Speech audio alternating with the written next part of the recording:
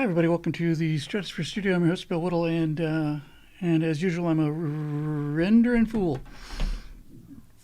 There's a moment in I didn't think I'd like this movie as much as I did, but there's a I don't know. It's not even a line really, so much as it's an idea in Shakespeare in Love, where they're talking about. And I've seen this so many times I can't even begin to tell you, starting back in the planetarium days and going on throughout my entire, career in show business to whatever degree it is a career in show business. But one of the things that never, ever amazes me, or ceases to amaze me, I should say, is that no matter how much stuff there is left to do, no matter how unprepared the show is, you haven't rehearsed it, you don't have the right costumes. There's just so many things left to do. And then all of a sudden you can't wait any longer. It is showtime. And then everything just works, just seems to work. I just got a question about where's last week's Stratosphere Lounge show. I have been actually... instead of just directly posting them to YouTube, I have been cleaning up the audio a little bit because we post the audio on SoundCloud, and I just forgot to get to it. I'll get to it tonight as soon as we're done with this. The show must go on. That's the best line in the movie by far. But it just happens that way, and I can't explain it. It never goes that if you're on the other side of the curtain on opening night, the audience doesn't know what they're missing, so never let them see a sweat and never admit to a mistake unless you get called on it. But it is horrific to be on the backstage side of that thing. Like, we got 6 minutes to. I still have a page and a half of dialogue to learn. It's like you got 6 minutes. So anyway, that's basically what. Has happened here.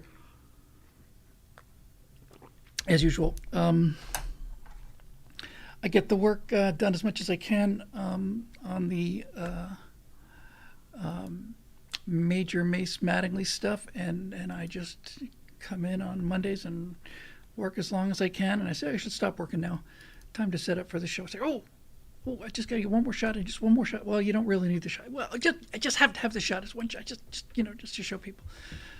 All right, dude. Well, they're out in the audience waiting. So I'm here downloading it, and just three little lighting tests here, but one of them's actually pretty cool because I managed to get a bunch of the elements in. These are lighting tests. I'd like to stress that word again.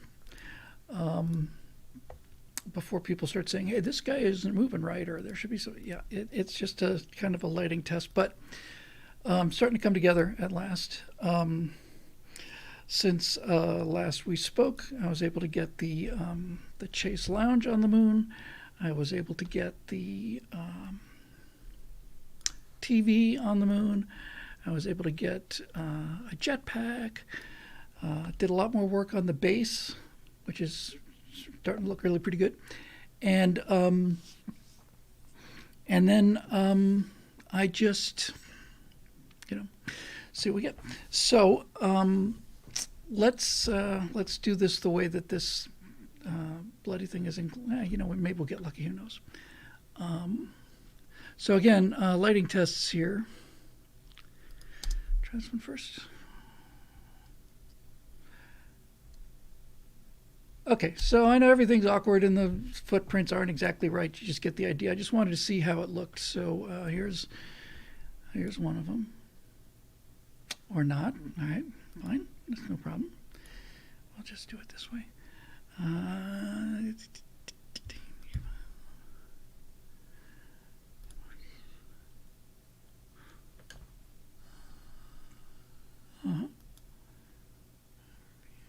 Three.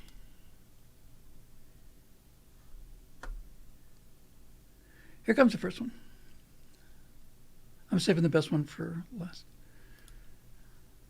So this is just a general feel of of how the base looks, and just to get a vibe for the moon, just the moon vibe.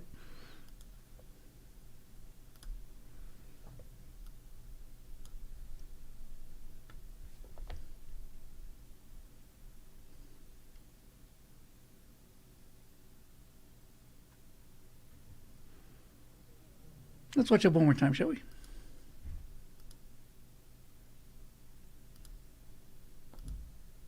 Or not? Oh, I know what I'm doing.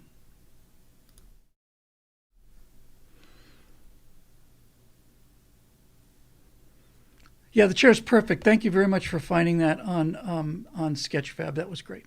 I'm liking the base a lot. I'm liking all this stuff a lot, actually.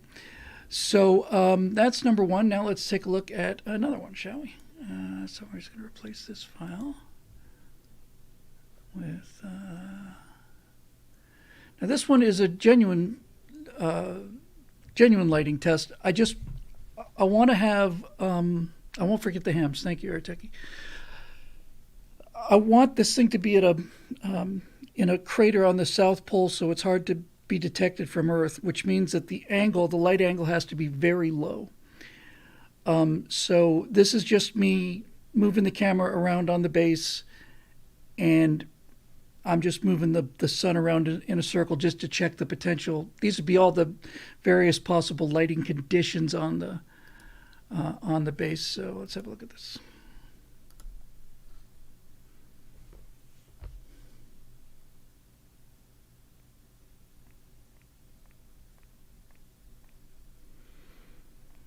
So that's what a lunar day, which we would call a month here on Earth, looks like.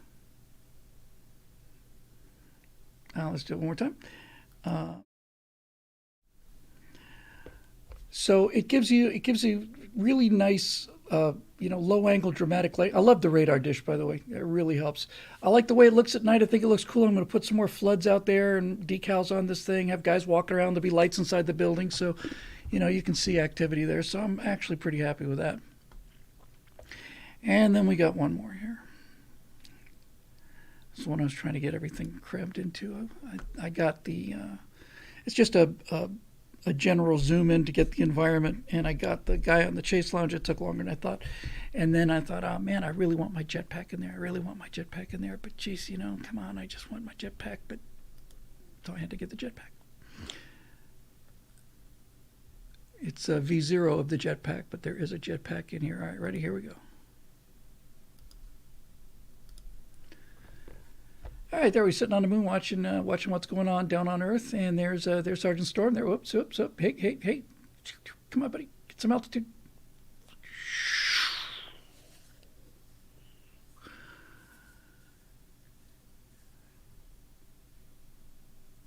It's coming along. If you put what you're going to talk about in the title of these, you probably get more viewers. But yeah, I would. That's a grand idea. And I'm not being flip here. I'm really not. I just have no idea what I'm going to be talking about as a general rule. Just say that one more time, and then we'll talk about it a little bit, and then we'll move on. I think the moon looks great. The guy's posture is not great. It's a stat file. I didn't spend a lot of time on the jetpack. The nozzles are a little bit wide, but I think it looks like a jetpack. A little dust underneath them, obviously. And then my only real concern is the base too big? And it's just a lot of room for 4 guys. So I may have to think about sacrificing the entire back area. Oh, which one do I want to see one more time? It shows the base a little better. Let's just look at it one more time, because like I said, I think I've probably got too many modules. Let's look at the lighting test again. Boom, boom, boom, ba-doom, ba-doom, ba-boom, ba-boom. Come on, there we go. So I've actually got this thing split up into two bits. There's the front cluster you can see there. You're probably not going to get a good look at the back cluster. But these front buildings are all attached to that central hub, and I'm in love with that. And then behind it, there's another whole unit. And I've just answered my own question. I'm just going to ditch that back section. It's just too much base. But this looks cool. Now the question is, does anybody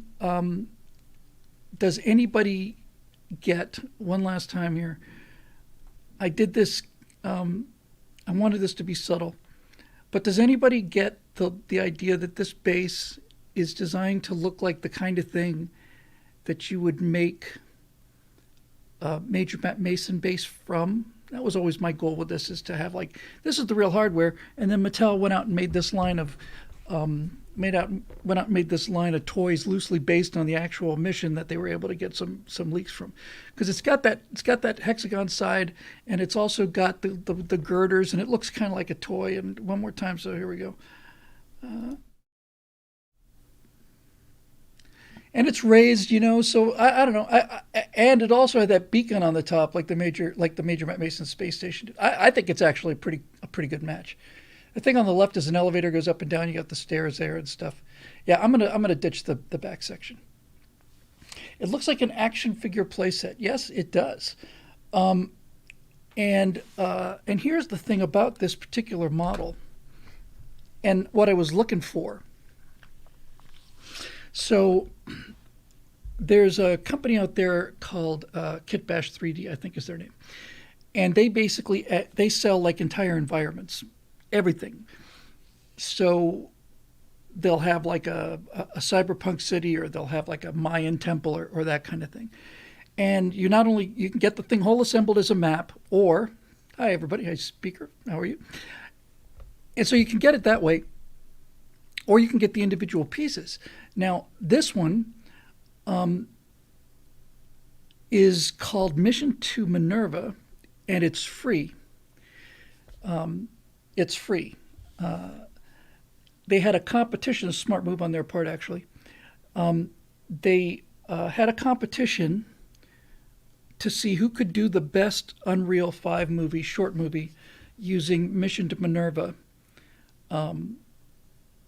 as their asset. And obviously everybody downloads Mission to Minerva playset, basically digital playset, and then they make their own movies.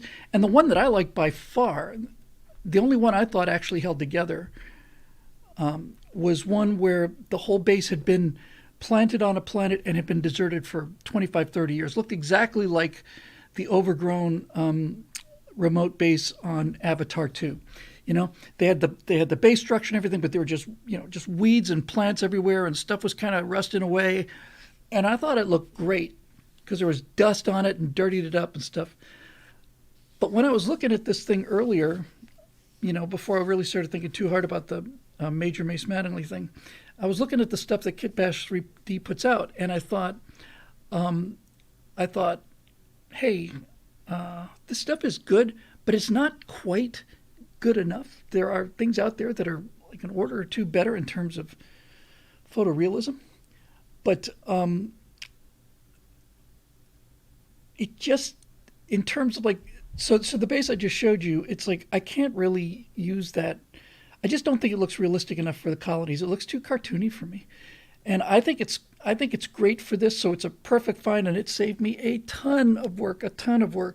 Sean Kennedy just checked in and said, missed a lot of Stratosphere Lounges lately. Can someone get me up to speed? Why is Bill building this model? So Bill's building the model because he's had an idea floating around in his head, that parts of which go back 10 or 11 years when I first did this logo. That one there, which is kind of glary.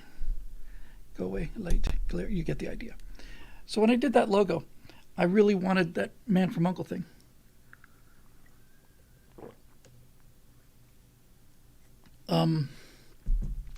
And I like the thin tie, and I did firewalls and afterburners with the thin tie for 4, 5, 6 years, something like that. And I just like that 60s look. There was something about it always appealed to me. I knew it had something to do with the Apollo program. And then the more I thought about it, the more I realized I like it because it was America at the height of its powers. Would I mind putting test renders up on the alt channel? I will do that.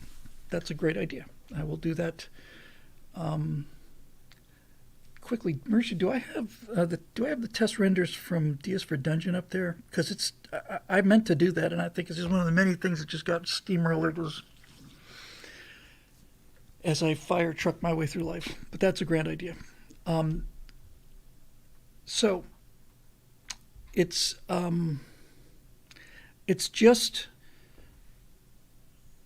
The thing I like about it has a real retro feel to it, and I can do some fun things with it, especially on the inside. I can give it kind of that '60s swinging bachelor, space age bachelor pad thing. Since this is the entertainment show, if you want to have a real experience that will, which I love, frankly. Let me just get the name right. I know the guy's name.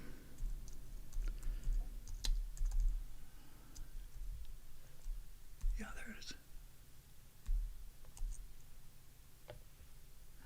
This is a really fun album. I should actually include this.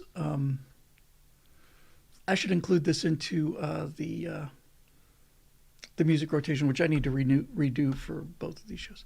So there's a guy in the '60s, and Mexican guy of all things, and his name is or was Juan Garcia Escobar. And he's got an electronics album out called Space Age Bachelor Pad Music. And the second I saw the title, I said, "Oh, I got to get that for my Space Age Bachelor Pad." And it is really cool. And what he does basically is he takes kind of classic songs and doesn't just make them electronic. He just wigs them out. Okay, great, thank you, Marisha. I'll get all those things on there. He just, wigs them out. Yes, Sean, I am. I'm just working on it as fast as I can, step by step here. So he does a version of Sentimental Journey, for instance, which is just really bizarre, and it's got all these like this trumpet crashes and synthesizer stuff. I can't recommend it highly enough, actually. I know it doesn't sound very good, but it's actually a really cool little album. So that kind of thing could be playing in the background. So just to answer Sean's question, and those of you who maybe either coming in late or lost the thread, which I keep dropping. So the idea was that there was something about the 1960s look that I liked a lot. I did the Apollo series 4 years ago now. I watched it again they posted it on YouTube for only a month or two, as it turns out, Daily Wire, to promote the Cold War series. And I watched the first episode. I thought I haven't seen it in 4 years. I just watched a couple minutes. I ended up watching the whole hour. And I just liked the tone better than anything I've ever done. It was just considerably looser and lighter. I really liked the tone. And then I saw a clip from Mad Men, which is also in that same kind of vernacular. And it's about Don Draper talking about how advertising is all about happiness and that people want to feel good. They want to listen to messages, make them feel good about themselves and where they are and stuff. And then, like a thunderbolt, all this stuff just came together. I've also had a long time love for Major Matt Mason space toys, a huge part of my growing up. And so prior to the Major Matt Mason thing, I was thinking why not do a political commentary from a 1966 astronaut's point of view, real steely-eyed missile man kind of guy. And he's stranded on the moon. This is my original conception. And he's basically watching TV that's coming down from Earth. He's stuck on the moon. He's got plenty of supplies because it's a self-sustaining base. And he's just watching things kind of go to hell. And he comments on it. And I was ready to do it, but there was just something missing, I just couldn't. There's something not quite right. I call it the click. I don't know. I know a lot of writers have this feeling. It's like, God, I got this really good idea. I've got all these things that I kind of like. I don't know. It just doesn't feel like there's something missing. And then I got the click. That was the click that put the whole thing together. Was actually that Don Draper thing about optimism and how advertising sells happiness, that people listen to messages that make them feel good, especially makes them feel good about what they are, who they are, and what they're doing. That just rang me like a bell. So this thing evolved from a kind of a cranky old get off my lawn, you stupid kids kind of thing, into yes, exactly. I don't know. I hadn't quite gotten it that way yet. Unlimited Hornet Works and YouTube says, like Mystery Science Theater 3000 of political commentary. Yes, it's not going to be just a video reaction series, but there'll be some of that. What I realized was missing from what I wanted to do was that lighthearted tone. And not only that, it's not just lighthearted tone; it's a can-do tone. And when I think about America at the height of its powers, and I think about steely-eyed missile men, I think about the fact that they just don't bitch about things no matter how bad they are. Their ship could be on fire, you know? And it's like, okay, let's work the problem. Let's work the problem. That's the term that I've heard used most often in aerospace. Let's work the problem, especially in an emergency. What's going on? Well, the engine's on fire and we appear to have no electrical system. Okay, let's work the problem. What do we do first? What do we know? Let's not make it worse. I've said this many times. Just going to say it again because it's one of my favorite stories of all time ever. A true story, apparently, back in the days of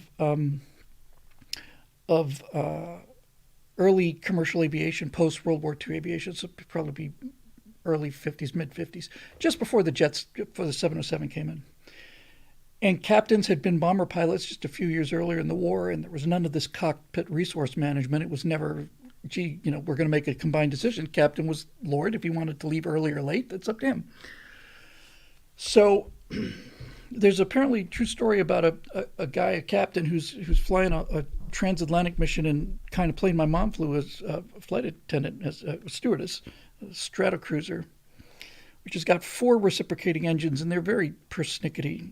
And so this captain loses one engine, and the first officer starts, okay, we lost an engine, no problem, and then they lose a second engine, and they're still, now they're like, barely hanging on. Then apparently something starts to cough on the third engine, and they can't hold altitude on one engine.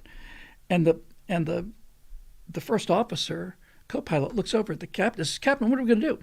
And the captain is just taking his watch off. You older people may remember before the batteries, you had to wind your watch.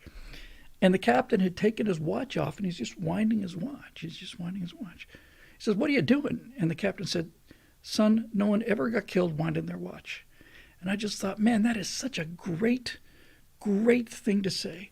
No one ever got killed winding a watch. I thought, man, what he's doing is he's calming down, and he's given himself time to breathe and examine the situation, work the problem, and make sure that the first thing that he does doesn't make things worse. So that's what was missing. So then I combined that with my love for Major Matt Mason, and I decided that I was going to put 4 guys on the moon. They were going to be in a white, a red, yellow, and a blue jumpsuit, just like Major Matt Mason. I couldn't call it Major Matt Mason because that's copyrighted, obviously, and I had to be careful about that. And I was trying to think of a name for it, and Eric Blake just pounded it. He came up with Blood Red as a great title, I thought, for the Empire of Terror series, which they didn't go with. But he suggested, I think it was Eric, I'm virtually positive it was Eric, who said, how about Major Mace Mattingly? And I thought, there you go. Perfect. Major Mace Mattingly. And the last men on the moon. Men. So that's what the series is. It's going to be four pre-Apollo astronauts who'd been put on the moon in this top secret military airbase, military mission 2 years before the lunar landing, and has been supplied constantly, although decreasingly, with these classified defense missions. They're actually sending supplies up there. But the whole base was designed to be self-sufficient. It's got its own nuclear power. It just uses lunar regolith to build things, and they got a lot of time on their hands. Plus, they've got suspended animation tubes, like in Lost in Space. They just step into them and they close their eyes, and this light comes on, and they don't age. That's why they're in their 40s instead of their 90s. And so the whole idea is that they basically are finally getting in touch with the Earth. They could always have gotten in touch with the Earth. They're watching TV coming down these last 50 years. And they'd all signed security oaths, and they'd all been loyal to those security oaths, but they got to the point where they said things are going south so fast up there that they swore an oath to the Constitution and swear an oath to a government, and they don't think the government represents us anymore, so on behalf of the Constitution, we're revealing our presence and so on. No one can get to him. It's not like somebody's going to send him a ship, although Elon might, eventually. I'll reference Elon a little bit. But the whole point is now I can have these conversations, and the elevator pitch line is these 2 guys are sitting on the moon watching TV, and one guy's adjusting the antennas, and they're both drinking Ham's beer through these kind of, space tubes that allow them to drink beer on a straw in their helmet. And they're watching this TV, and this image comes out of Dylan Mulvaney, and Major Mace Mattingly turns to Sergeant Sinclair or Stryker or whatever you go, and basically says, "See, that's what happens when you don't let little boys play with cap guns," and that's the precise tone I want to hit. Exactly the tone. And then I decided I was going to have one of the guys be belligerent. I know that Gordon's going to get me. I'm keeping my eye on him. That's why I have the camera on. I'm monitoring constantly. I'm actually thinking about putting a Gordon defense in as soon as I can, which you'll know it when you see it. So that's the tone. And I am actually finding myself guilty of wanting to get everything built before I go, and that's just nuts before I launch. I mean, the first thing I need is two guys in a chase lounge on the moon watching TV. Is it Copy Chanel says as light as Get Smart on the moon or not that much camp? You know, I wouldn't call it camp. I would call it, by modern standards, an abundance of enthusiasm and yeah, it's Batman. It's Batman with the dial set to 3, maybe, maybe 3 or 4. Good afternoon, citizens, that kind of thing. It's bigger, a little bit bigger than real life, but it's definitely not played. That aspect of it's not. I'm not commenting on the astronauts. On the contrary, these are the guys you want your kids to be. Bart Stretchers, how are these 4 guys in their base not discovered by the Lunar Reconnaissance Orbiter? Well, the Lunar Reconnaissance Orbiter, in order to image the the Apollo sites, in its normal orbit, it saw the LEM as essentially a small pixelated shadow, 3, 4, 5 pixels wide or something. And they were looking specifically for them, for the Apollos. They knew exactly where to look. And obviously the space is considerably bigger than the lunar module, but I don't know what the LRO's orbit is. I don't know if it's in a polar orbit. I suspect it must be. But the reason I wanted to put them in the South Pole was because, number one, there's water there, and number two, they're well aware of the LRO's orbit because they got the freaking cool radar dish, which you may remember, for not just LRO, for everything. And so basically, when it turns out, if it looks like the LRO is going to be anywhere overhead, they just darken it down. And, I don't want this thing to be in perpetual darkness. That's why I was playing with the lighting. I wanted it to be the kind of thing where on any given month, it would be in complete darkness for maybe a week. And the rest of the time, just very low lighting, the rim of the crater. So Earth, I'm going to do the so-called do the math on this one. In fact, now that I mention it, this is perfect for Space Engine. This is exactly what I love about Space Engine. It gets all the physics right. So what I'm going to do is, I didn't even think about this until now. I'm going to get into Space Engine, going to fly to the South Pole, going to find a crater I like. Not a particularly big or prominent one. In fact, specifically, you could see the one that they were in was not a terribly huge crater. I'm going to find a crater. I'm going to land there in Space Engine, and I'm going to see what does the Earth look like from the South Pole of the Moon. And that'll give me an idea of, how big to have the Earth and how high above the horizon. I love the fact that it's on the horizon. Earth obviously is going to be 4 times bigger in the sky than the Moon is. That'll be nice. And it's awful nice to have a shot where I think, yes, definitely, where you've got the 2 guys. Oh, I just realized something important, actually. So you got the 2 or 3 guys watching the TV, and they're more or less sunlit, and they're looking at the TV, and the TV's in the foreground, and in the background is the Earth, probably split right about on the horizon there.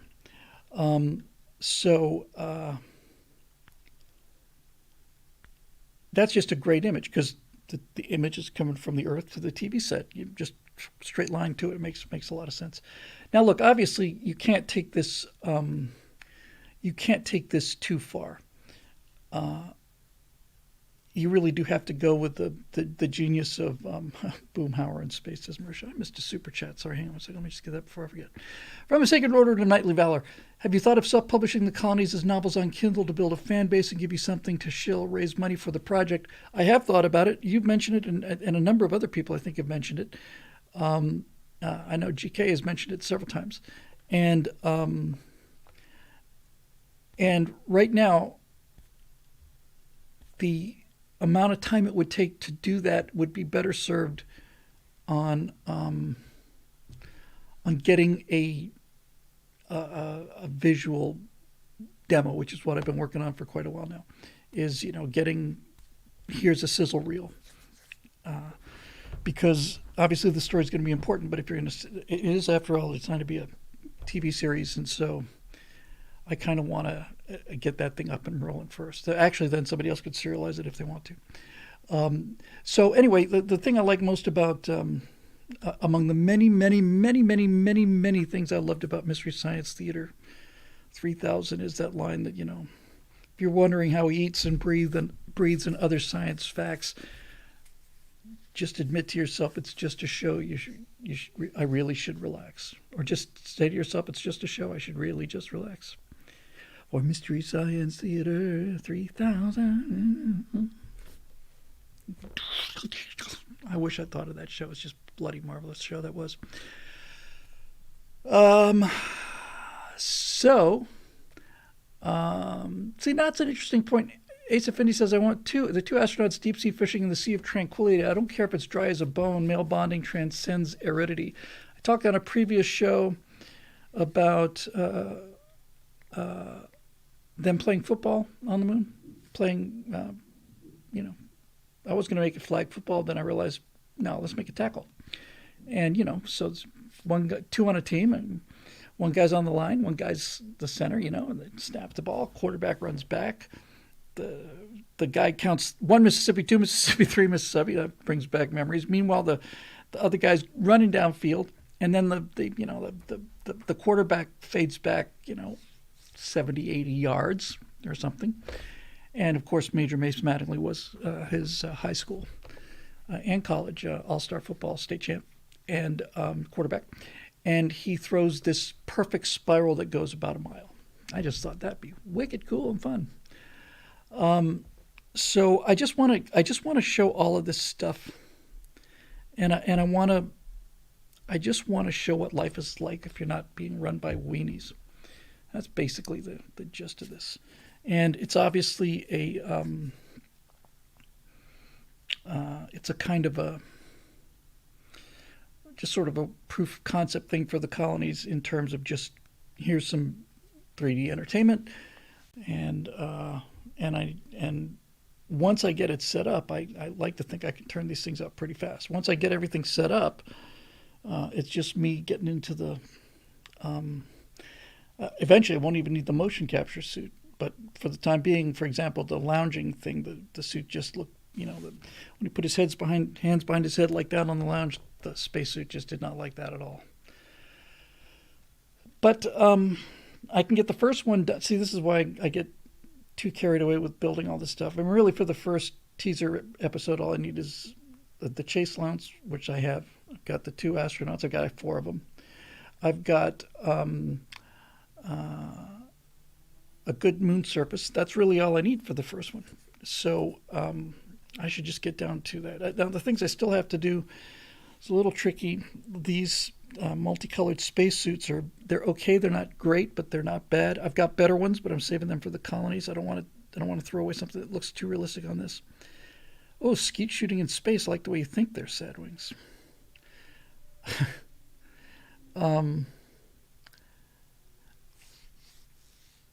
But those models, this is hard to explain.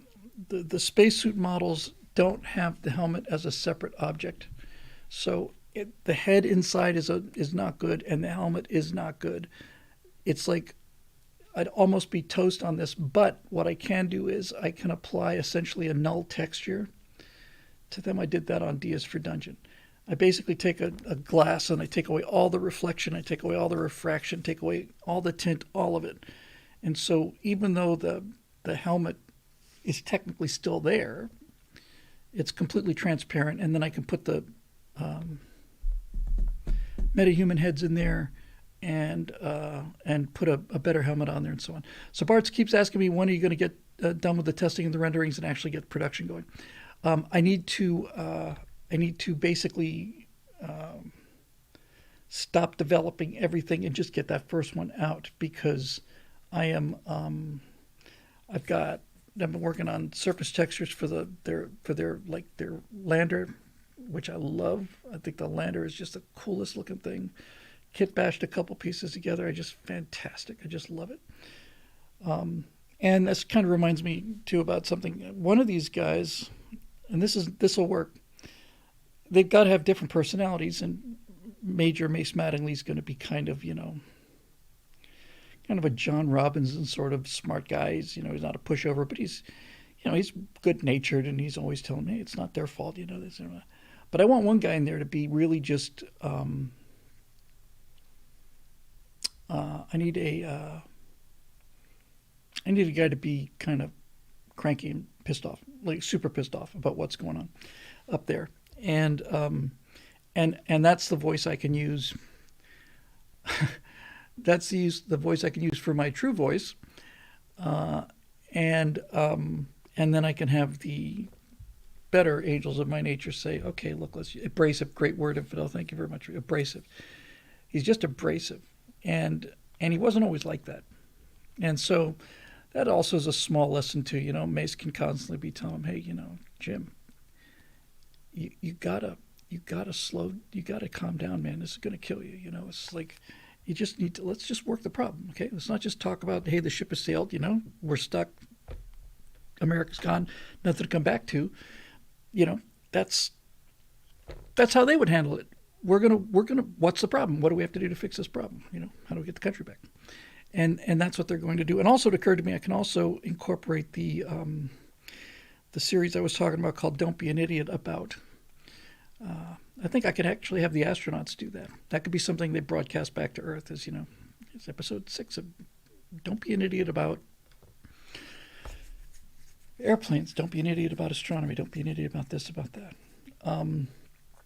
But I do need a voice that's constantly just belittling and mocking the left, Yeah, the NCO, I could make him a chief, I guess. I kind of think they'd all be officers. I don't want a whole lot of... That gets a little dicey. Major Matt Mason had Sergeant Storm, and then the other two guys, I don't know if they had a rank. I think one of them might have, I don't know if the other one did.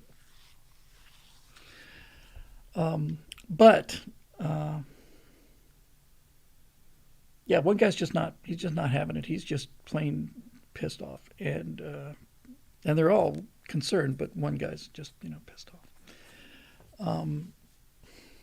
Unlimited Hornet Works says, don't be an idiot about airplanes. The F-18 is the greatest fighter jet of all time. That works out well for a guy with Unlimited Hornet Works as a name. Yeah, I wish I could get the Superbug into DCS though, man. I'm just tired of, flying with radars that are, from the 70s and 80s, and you get the idea. How do they shave, get haircuts to keep from looking like hippies? They do it the way they always did it. They have razor blades, and they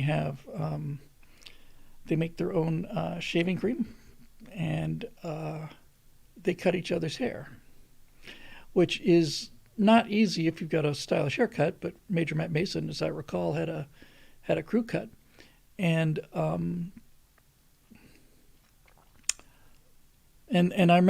clearly remember that watching when I was a real young kid. I remember watching the undersea world of Jacques Cousteau, and you've got all these French divers on the Calypso, and they're all in their Speedos and stuff. And,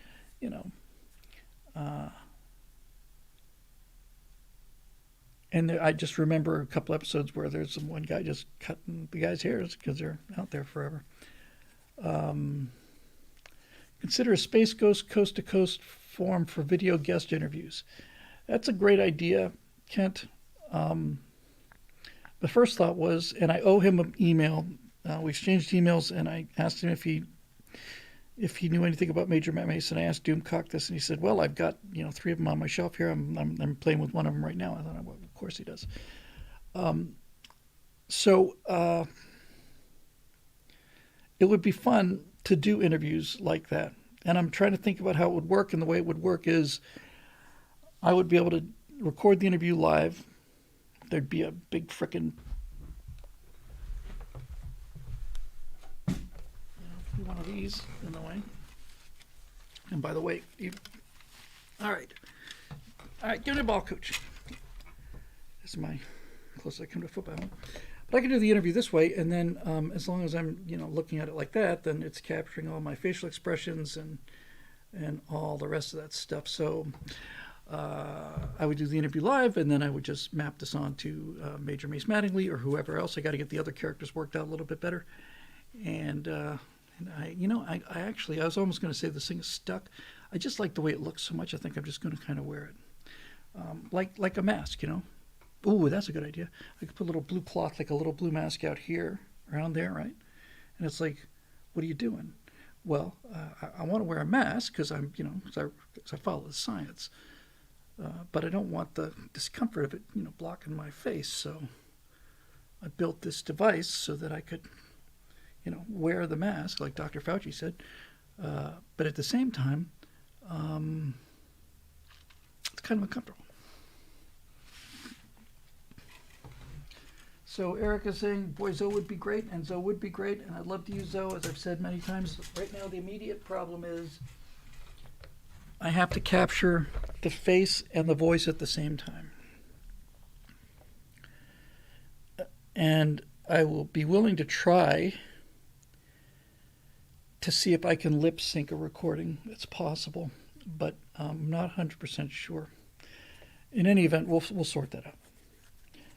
And I don't have to introduce them all at once. In fact, that's the reason why this is actually silly of me. I just want it, I want the puppet set, a cable, and a good moon. I bought a $60 moon, which holds up okay, but it doesn't hold up well enough for me to get to where I need to. There's a $700 moon. That's a pretty expensive digital item. But the resolution of this thing is, I think it's like, 14K.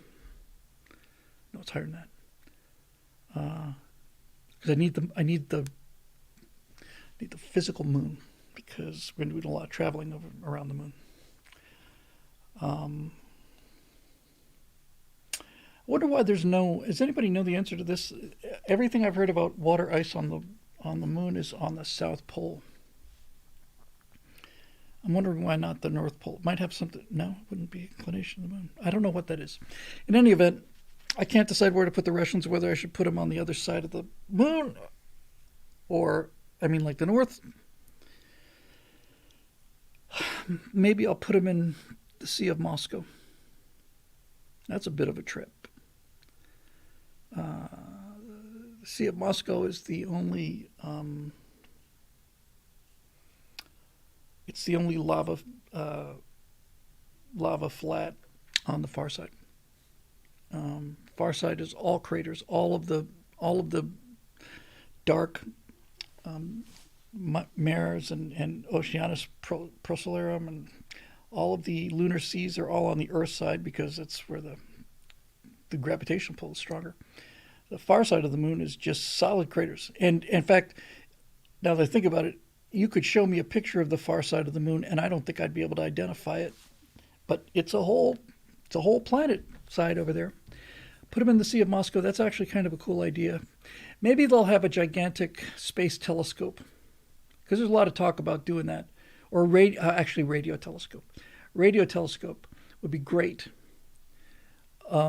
because you've got if you're on the lunar far side, you've got the whole moon shielding,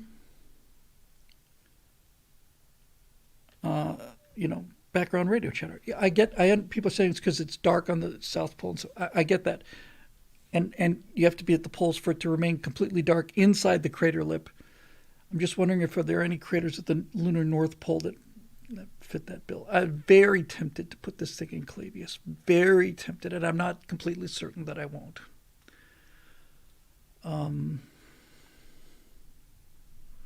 Very, very, very, very, very, very tempted to put it in Clavius. So Clavius is the largest lunar crater. It's not particularly obvious when you look at the moon. The moon. I mean, if you look at the moon through a small telescope, especially as you approach full moon, Tycho is the crater that just is just phenomenal. Which is why in 2001, it's the TMA1 is the Tycho magnetic anomaly. Because Tycho is just like a spider. It's a recent crater, and it put ejecta that goes almost all the way around the moon. It's certainly up to the, not around the moon, but to the horizon. These beautiful rays coming out of Tycho. It's very dramatic. Copernicus is an interesting crater because it's just these terraced, huge thing, hundreds of miles across, terraced and so on. And Kent Nevergall says, hey, why not? It's your toy. Have fun, or it'll turn into a chore. Make it Clavius. I will make it Clavius. This is the thing that it's just, I think the correct term for this. Steve Whoop says Clavin was the first to visit Clavius. He would be a great guest. Well, that's the Clavius choice, I guess. Yeah, Clavius. Tim Morris says, didn't Heinlein have Tycho as the Greenwich of the moon? I wouldn't be surprised, meaning the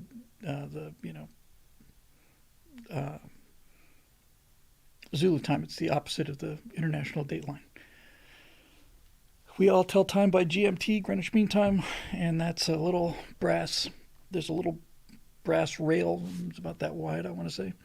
And it runs down the Royal Observatory in Greenwich, England, and that line is the zero line of longitude, and that's what happens when you happen to be the current Empire de jour.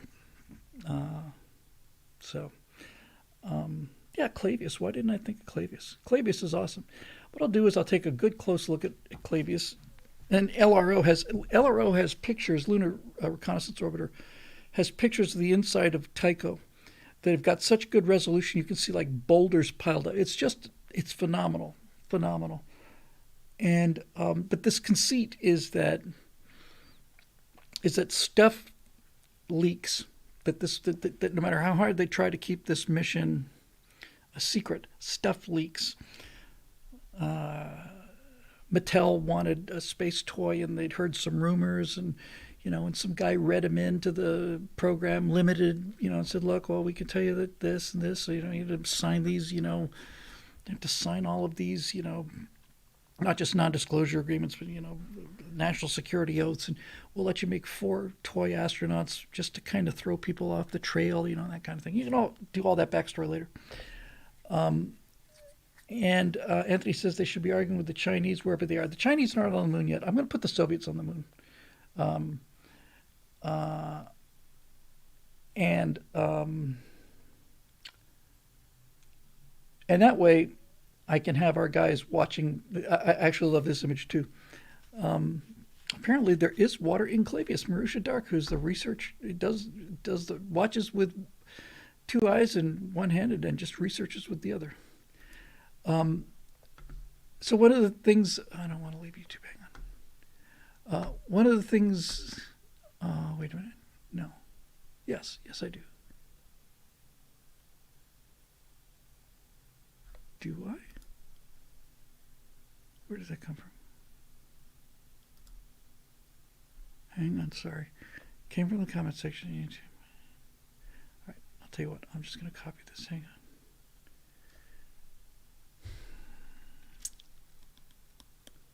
I'm going to try it. I hope it doesn't. Now, you know what? I'm a little concerned that it'll bump me out of the chat. So here's what I'll do.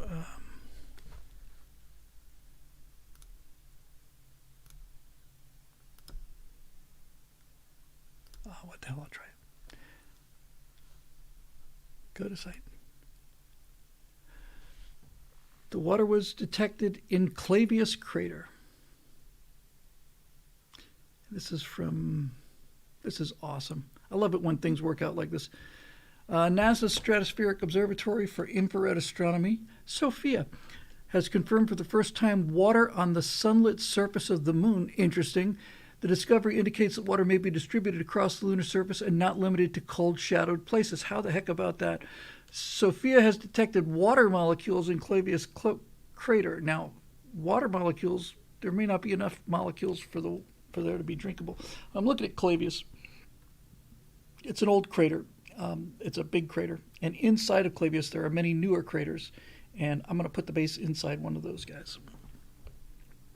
But that's great. Give them a little better view, too. And if they have to fly to the south pole of the moon, that's no big deal. Because, that's what your advanced lunar lander or your jetpacks are for. Or your space bubbles. I mean, it might be a 4-day, 5-6-day journey, and you got a space bubble. Just have your tractor. I was going to say set GPS, but these guys don't have that digital technology, so you just kind of have like a magnetic. You can't use magnetic either, so you get some kind of mechanical autopilot. Just kind of go in that direction. You snooze for 8 hours till you get to something you have to steer it through, and you can't really explore the moon without a space bubble. That's been my core belief since as long as I can remember. But that's awesome. Thank you for that. Again, that's really, really great. Water in Clavius. So, that's funny. It's Effendi says you could call the show I Clavius. That's actually very clever. Anyway, about the Chinese, it's like I think I want to put the Soviets there because they've earned it. And besides, the Soviet lunar lander, the one-man lander, is just such a cool-looking little thing. It's just so cute. And I've seen the inside of it, and it is essentially like a boiler. Yeah, it's a boiler, and they've got a couple of wires and 2 instruments in it. It is unbelievably primitive. It's about 2/3 the size of the LEM. One-man lander, and so I think the Soviets earned their right to have a secret base on the moon. But I'm looking forward to having the Americans, if and when the Chinese ever do land on the moon and this thing's rolling, and I expect it'll be up before that happens. That'd be just awesome to have get the really, really accurate 3D model of the Chinese lander, whatever it looks like when it finally gets there, if it finally gets there, and just recreate the Chinese landing, and then just have a couple of all 4 guys probably. They should be hovering on their jetpacks, just out of sight. Got their binoculars up there. Yeah, look at that. Yeah, he's got it definitely. I just love it. It just makes me happy. That comes back to that Don Draper kind of thing. It makes me happy to think about there being American astronauts watching the first Chinese landing on the moon with binoculars from their frickin', nuclear-powered frickin' lunar rover, which will take them back to their nuclear-powered moon base and all the rest of that stuff. John Pershing, Bill, do you have a motive why the U.S. and USSR both did top-secret moon-based missions that couldn't be public? Well, certainly for the Soviets, theirs had to succeed. I'm thinking I'll put the Soviet base on the moon after the Americans land, because if they had landed ahead of Neil Armstrong, they would have announced it. So their base is probably going to go up there around 74, 75, something like that.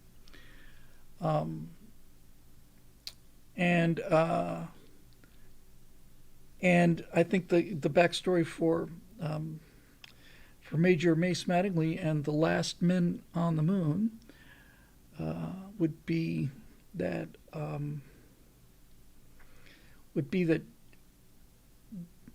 things were moving so fast technologically and they see this actually gets to play into political commentary too. that when things were absolutely at their peak in terms of steely-eyed missile manliness here in America, they realized that Congress could constantly change budgets. They could constantly unfund things, defund things, what they unfunded or defunded the dinosaur space plane, and they could kind of read the tea leaves. Everybody's all jazzed about this Apollo landing, and go Neil. Neil's a great guy. We all know Neil real well, We all flew with him, but that was a long time ago. They all joined NASA, and we went off to, get serious about going to the moon. Um, and um, and and so what happened was there was this gigantic military procurement that went into like a private. I'm doing this as we speak here, but if there was a gigantic military procurement and it went into a private company that managed the money well and capably, so that it was basically doing the missions off of the interest, you know what I mean? Something along those lines. And the reason they went now is because, look, right now, everything's going our way. That's going to change. Politics changes. They could say, like, if you want to tell the backstory, in 1965, 66, they're saying, yeah, we'll be on the moon by the end of the decade, no question about it. But, we might fly 20, 30 missions. And then people just get bored with it. What if they just get bored with it after 25, 30 missions? Just shut it down after Apollo 30,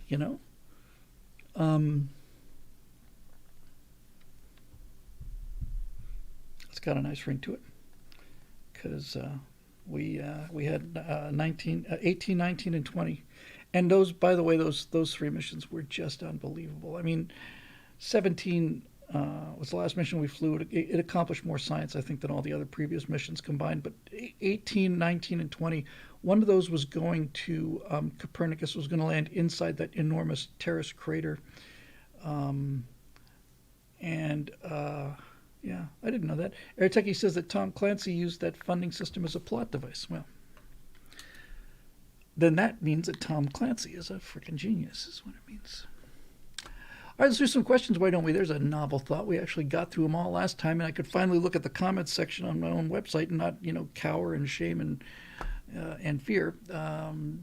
Fourth time asking, it's like, it's no good. So let's see what we got here.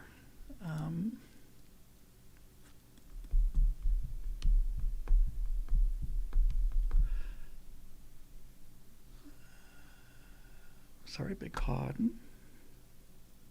Let's just do it this way. Sorry, I'm going to use a different browser for that. Sorry about that.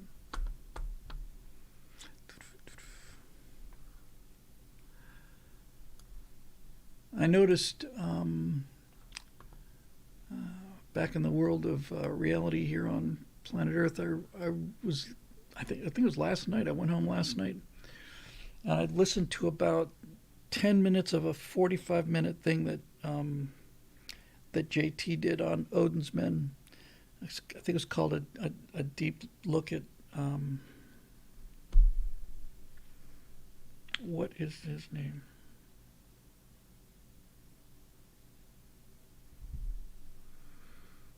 Jeffrey. A brief look at Jeffrey, whatever his last name is. And I thought, great, I'll listen to the rest of it tomorrow on the way in. And it's gone. It's down. Just gone. I think people are getting a little tired of this. I think everybody's getting a little tired of this, but, who knows? I am looking forward to viewer mail, by the way. I think viewer mail will be a lot of fun.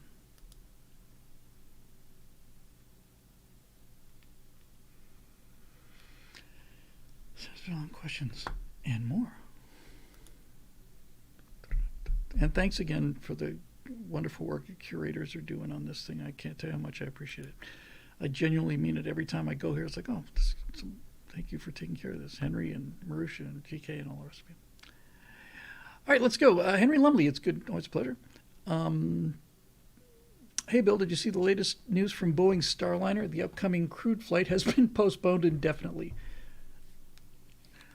What? Oh, thank God I'm sitting down. I actually could feel I was starting to. I got the vapors there for a while.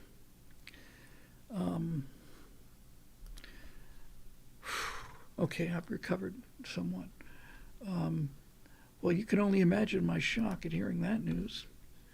By the way, I did lose the YouTube stream, I think. So I'm not getting updates here. Let me see. Let me just see if I can get the YouTube stream back. Oh, there we go.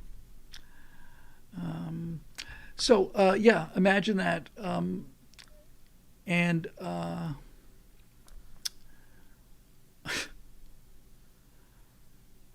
that's that. Oh, here we go. We got it back. Okay. That's that wacky, nutty, you know, spunky little startup called Boeing. They can't build it. Really, no. YouTube was working fine. I just wasn't getting updates on the on my end here.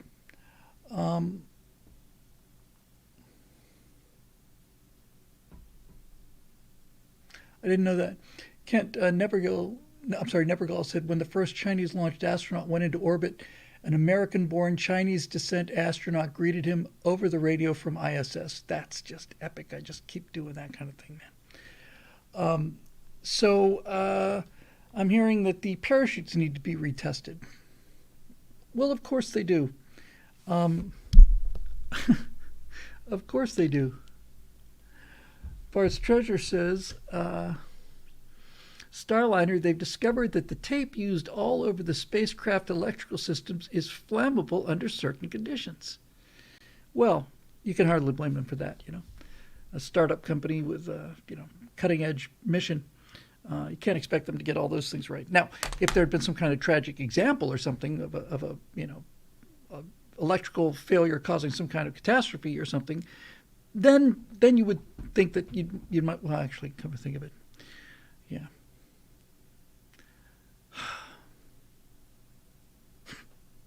Good. Actually, I'm very glad. And by the way, Tom Bombadil says, "Well, the entire rocket is flammable under certain conditions." Yeah, that is exactly right. I'm glad it failed.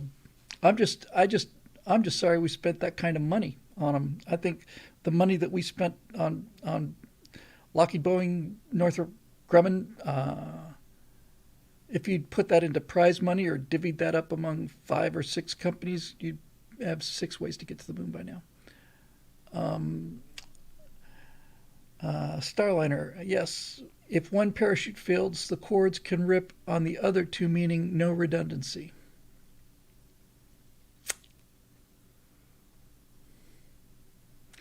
It's better to be safe and sorry, says Asa Findi, or at least sorry. Honestly, I'm glad it's electrical tape. I really am. I'd much rather have it be something like that than have it be something understandable, like some super advanced navigation system or some new rocket, the shock thing that somebody pointed out to me before, that shock jet exhaust that uses shock waves basically to contain the thrust as a sort of a temperature busting afterburner. If that was the kind of thing that failed, then I think, well, that's a reasonable failure. And I guess you got to give them a break on that. I don't want to give them a break. I don't want to give them a break. I don't want them to get more money. I don't want them to get more time. And by the way, there is a difference between the Boeing Starliner and the Orion capsule, right? I'm not joking about this. Mr. Space Guy here, Rotary Detonation Engine, thank you, Joe. Mr. Space Guy here is not 100% sure if I could tell the difference between an Orion capsule and a Boeing Starliner. I know what a SpaceX rocket looks like, but indefinitely. Okay, all right. So that'll be another $1 billion or 2 out of our pocket. Bart says, at least Starliner was a fixed cost contract, so we're not pouring more money into it. Okay.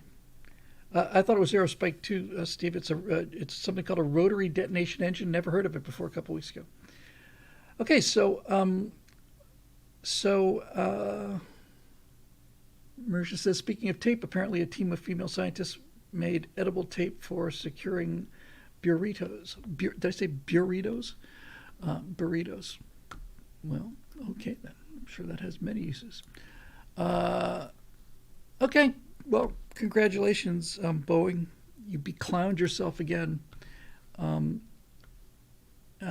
Kent says Orion is bigger and has better radiation protection and an even bigger sinkhole. Yeah, that's right. Okay. All right. Well, I think I've got a right angle topic for tomorrow. So that's just the first interesting news. Oh, look at this. Apparently, they were fudging the numbers on their parachutes, or at best, they were not collecting testing data correctly. The claimed strength turned out to be much lower and so prone to failure. This could mean a complete replacement of the parachute system. If it can be proven that they were fudging the numbers, then those people need to go to jail. And Boeing needs to lose a lot of money. And I just, it's like Boeing's like NASA for me. I'm a Boeing guy, at least compared to Airbus. I love Boeing. Boeing changed the world. Boeing built so much of the space program, and the Boeing jets changed the world. And now it's this clown car. If they faked it, then they need to go to jail. If they didn't collect the test data correctly, then they need to be fired, and whoever hired them needs to be fired as well. This is not, we're talking about test data on parachutes. These are not brand new inventions. These are not untried technologies, parachutes. Autonomously during the last flight test, the capsule shot suddenly towards the ISS while docking and had a hard dock, not a risk worth taking with the space station. Yeah, that's the thing you really, really want to be a little careful of when you've got a spacecraft that's automatically docking with your space station and everything is so fragile up there. It's generally a pretty good idea if it turns out that it doesn't go to full-on acceleration and just crash into the station. I'm sure there must be some reason for this, but just listening to what you said about that, about point three, losing control of the thrust which showed up when trying to dock with the ISS autonomously during the last flight test, the capsule shot suddenly forward, blah, blah, blah. I'm thinking I would write some software code that would basically say something to the effect of, hey, if we're this close to the station and you get an uncorrected, a burn longer than just a second or two, you need to shut down the engines and stop the vehicle to the best of your ability. I don't know. 2 + 2 = 5 on the parachute test data, says Crispy Mofo. And it's not 5, isn't it? It's 4. So looks like they got that wrong. Also, more valve problems when trying to load propellant. Yep. So there we go. The cutting edge technological issues that the minds at Boeing cannot crack for billions of dollars are parachutes and valves.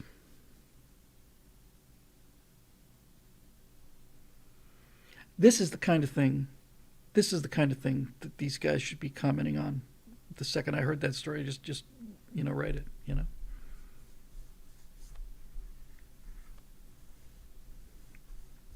Two guys talking about how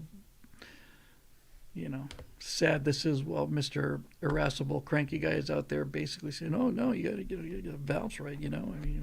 Just looking around here, what else we have to get right? We got our nuclear power supply, we've got our cooling systems, we got all the other things, blah blah blah. He's just in the background, he's just like constantly complaining.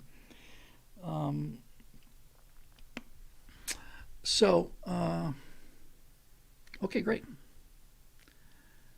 Also, it's now considered a slow week when there is only one SpaceX launch. They're usually up to 3 a week now. That's just, of all the things that SpaceX has done, of all of the things he's done, it's the operational tempo that's the most impressive to me, by far.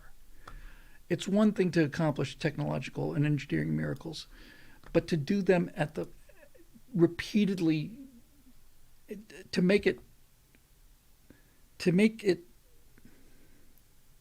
normal. This is standard operating procedure. Yeah, we do 3. It's a slow week. We only put one thing into space this week, not this year. This week. We usually 2 or 3. Yeah, if we just decided to take a little break, send some guys on vacation, they earned it. If it weren't for SpaceX, it's not like I would give up hope because I never give up hope. But if it weren't for SpaceX, I would seriously wonder if we had completely lost the ability to do anything right. But SpaceX shows us, no, we not only didn't lose it, we're the only people on the planet that can do this. No one can do this. Russia can't do it. Europe can't do it. China can't do it. No one can do it. The U.S. government can't do it. American private business can do it. And those kids working at SpaceX, they're all, I imagine they're certainly Gen Zers. No, not Gen Zers. There's certainly Gen X, Gen Y, and millennials. Are probably a few boomers sprinkled in there. But they're not, it's not run by 80-year-old guys who are remembering these ancient, mechanisms. We're capable of engineering these things. We're capable of doing all of this stuff. ILL Films, we're not done with that. I'm still working on a pathway to get to these movie things. So just because I put something on the shelf doesn't mean I burned it. So hang in there on that one. Okay, so here we go. Next question from Jacob Belchak. Hey, Bill. Hail, Bill. Big difference. If politics is downstream of culture, what is culture downstream of?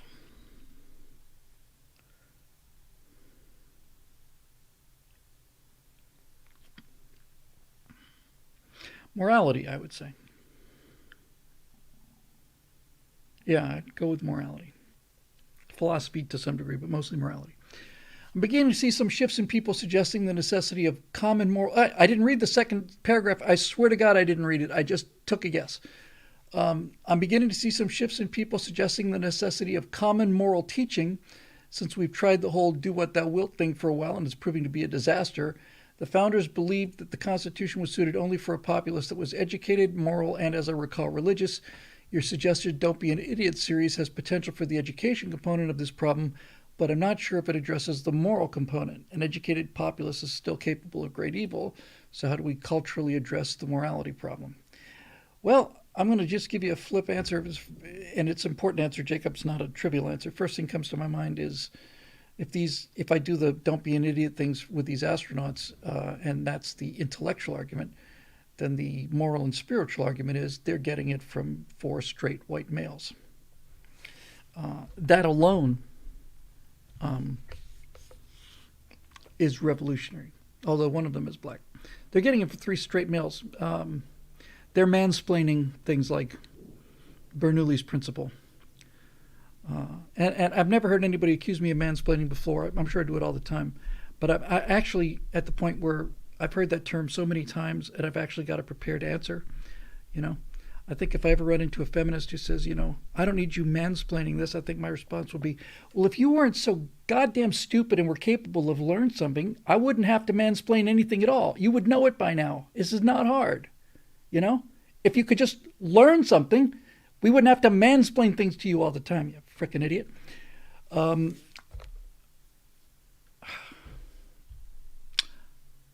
So a lot of the one of the things that is not really clear unless you really look at it or think about it is that a message, any kind of a message, is not just the actual message. A lot of the message comes from who you hear it from.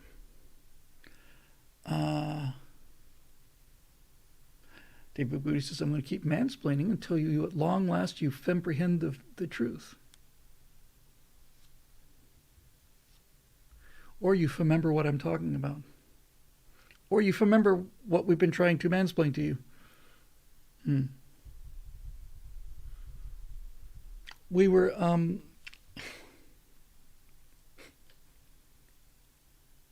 that's funny actually. Sadly says we wouldn't have to mansplain so much if we weren't so woman-interrupted all the time. I'm clever. Well, that response didn't invoke the moral or religious part. Okay. Look, if you have You can't. These kind of things have to be done, not just in this particular case, although certainly in this case, in terms of how cynical and how fast it is to change channels in this society. That's a real problem to deal with. I mean, if we were talking about a network TV show on Sunday night at 8 o'clock where I had people, then I wouldn't have to be so careful, which is actually good that I don't have that luxury, because you got to be more clever when you don't have a chance to control the audience like that. So you cannot reason morality into people. I really believe this. You can't reason morality into them. You can't lecture morality into them. You can't convince them of morality. You can't talk them into it, basically. I really don't think that's possible from my experience. I think the only way to get people to develop some sense of morality is to show them. I don't know if Phil Trick is here tonight. He usually is. It's getting late. I haven't seen his name yet. Phil, you around? Just on an off chance that he's watching, because I'd hate to anecdote him without his permission.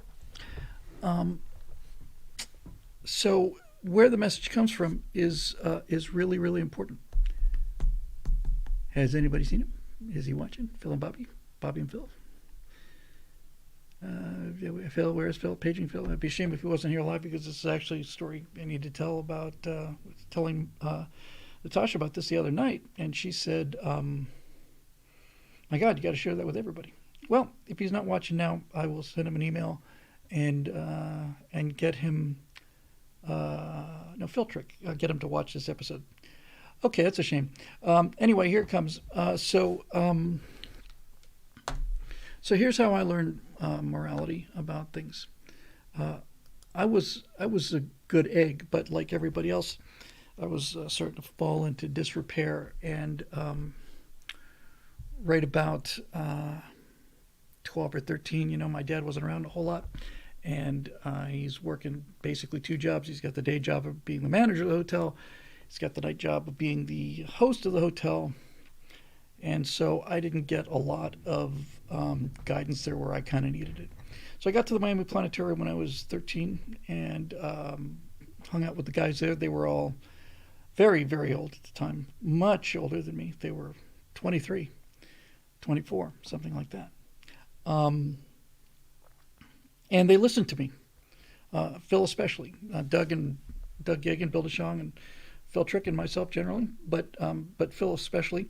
And we'd work, and when we're done, we'd go out to we'd go out to New Hickory Barbecue in Coral Gables, and we'd get some ribs, and I would say that the coleslaw is incredible, and then I would say, I bet you I could eat a gallon of this stuff, and they would say, no, you don't want to. You want to bet? So I bought a gallon. They bought a gallon. We bought a gallon of coleslaw. We went up to the Southern Cross Observatory, rolled back the telescope roofs. They had a gallon of coleslaw, and they had a little plastic cup or bowl or something, and they made a little sign around my neck, and it said bowl number 1. And I think I got through. I know I got through 2 bowls. I don't think I finished the third one. I could not eat a gallon of coleslaw in one setting. Anyway, so those were the times, and Phil was always just there, just solid. Doug was always more of a joker, I would say I wanted to go someplace for dinner or something, and he would say, my nickname at the time was Termite, buck teeth, big buck teeth. He said, all right, Termite, you want to go to Old Hickory this time? Okay, we'll go, but first you got to do somersaults.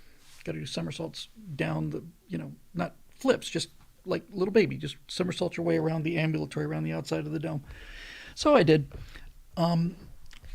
Anyway, the message can be very, very simple. It all depends on who gives it to you and how you get it. So yeah, I'm really sorry Phil's not here to hear this live, but he'll get it on the recording. So this is burned into my memory. I'm sure there were dozens of examples of this, but this is the one I keep thinking about. We were driving to dinner, I think. I was being driven to dinner.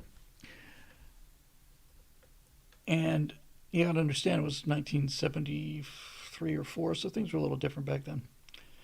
But I had something I was munching on, or something like a, I don't know, it's like a Tootsie Roll wrapper or something like that. We're just driving along, just chucked it out the window, as one was wont to do in those days.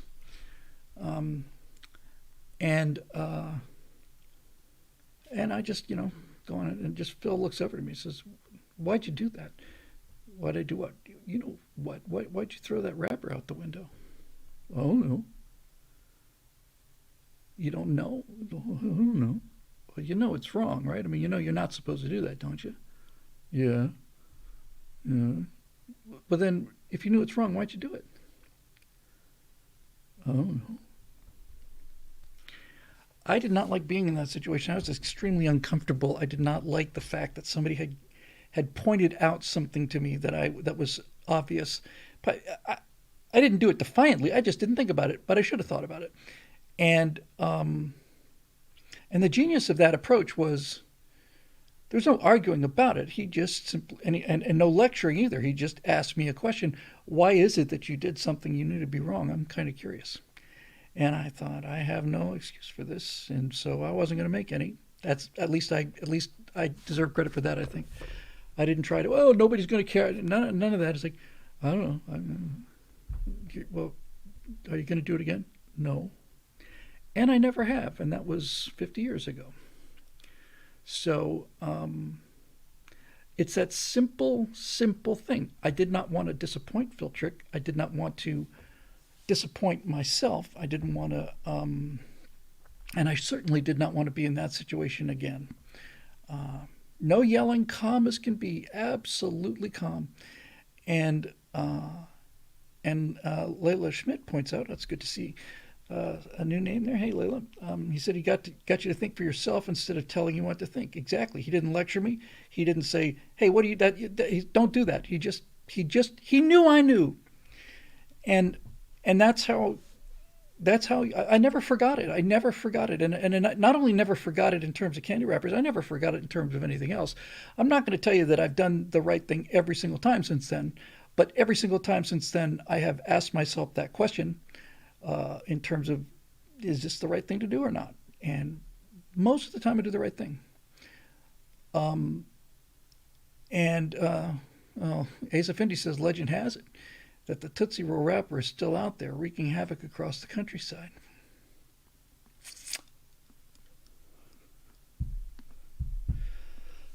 I wonder where it is. Should be in a museum, is where it should be. Uh, so, you know, that's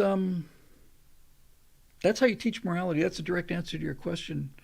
Um, you know, Jacob, is you have to have somebody you respect. Now, as I've mentioned 100 times, this studio, which I've been in for 10 years now, to my utter amazement, or almost 10 years, is a Star Trek museum. Because when I moved into this place in 2014, I had enough money to decorate it and paint it. I painted it orange and blue because I like orange and blue, having gone to the University of Florida. It was me that made the Indian cry. And thanks for pointing that out to me. I almost recovered from the psychic shock of that. I'll get to that in a second for those of you not familiar with television ads from the 70s. But I painted it orange and blue, and I put up the things I wanted. I had these, all of this artwork from Sid Mead about this. Well, it's about the major Mace Mattingly future. I just look at it all the time. Here are these nuclear-powered cars, and everything's clean, everything's fast, everything works. There's no trash, there's no homeless, there's no terrorism, there's nothing. It's just a bunch of, this is what steely-eyed missile man future looked like. Oh, that's so sweet. Thank you. Settle Cougar says, hello from Lawrence, Kansas. Thank you for streaming. I consider you one of the most respectable people in the conservative anti-communist freedom movement. Well, I have to tell you, Settle, that may be the nicest thing anyone's ever said of me, and it's certainly the nicest thing anybody said to me this year. Thank you very much. Thank you. That's made my day, week, and month. And it's still early in the month. You know what it's done, actually, Subtle, is it's finally given me a sense of pride. And so from now on, I'm going to consider June to be my Pride Month. And every time I have doubts, I'm going to think about that. And I'm not trying to make fun of you. That was a very lovely thing to say. But honestly, uh, if you need constantly switching gears here, obviously changing direction as well. If you constantly need affirmation, need it, then you're probably not very sure of yourself. I get the sense every single time, and I hear this every single time. If you listen to a comedian, usually a stand up comedian, and he says anything along the lines of, well, women are much smarter than men, you hear at any given time 50 women just start cheering and applauding, you know? And the men just go, okay, yeah, sure, okay, sure. So I don't know about the we need we need a Pride Week. It's like, what? What, you don't have Pride already? And it's actually an interesting line of thought. Come to think of it, you're not already proud. Of course I'm proud. Well, if you're proud, then why do you have to have a month saying to everybody how proud you are? Why don't you just be proud of yourself? I'm proud of myself. Why don't you just be proud of yourself? Because this kind of feels like all these Pride months and this month and that month kind of feels like sort of a, let me sit down and tell you how awesome I am, and I just don't really care. Congratulations, but I don't.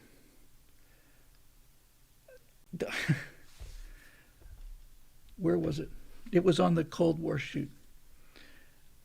I make a major, major effort to be the best person that people work with. Whenever I go on a shoot, especially as so-called talent, I try very, very, very, very hard, and it's easy for me because I like people. I like the people I work with.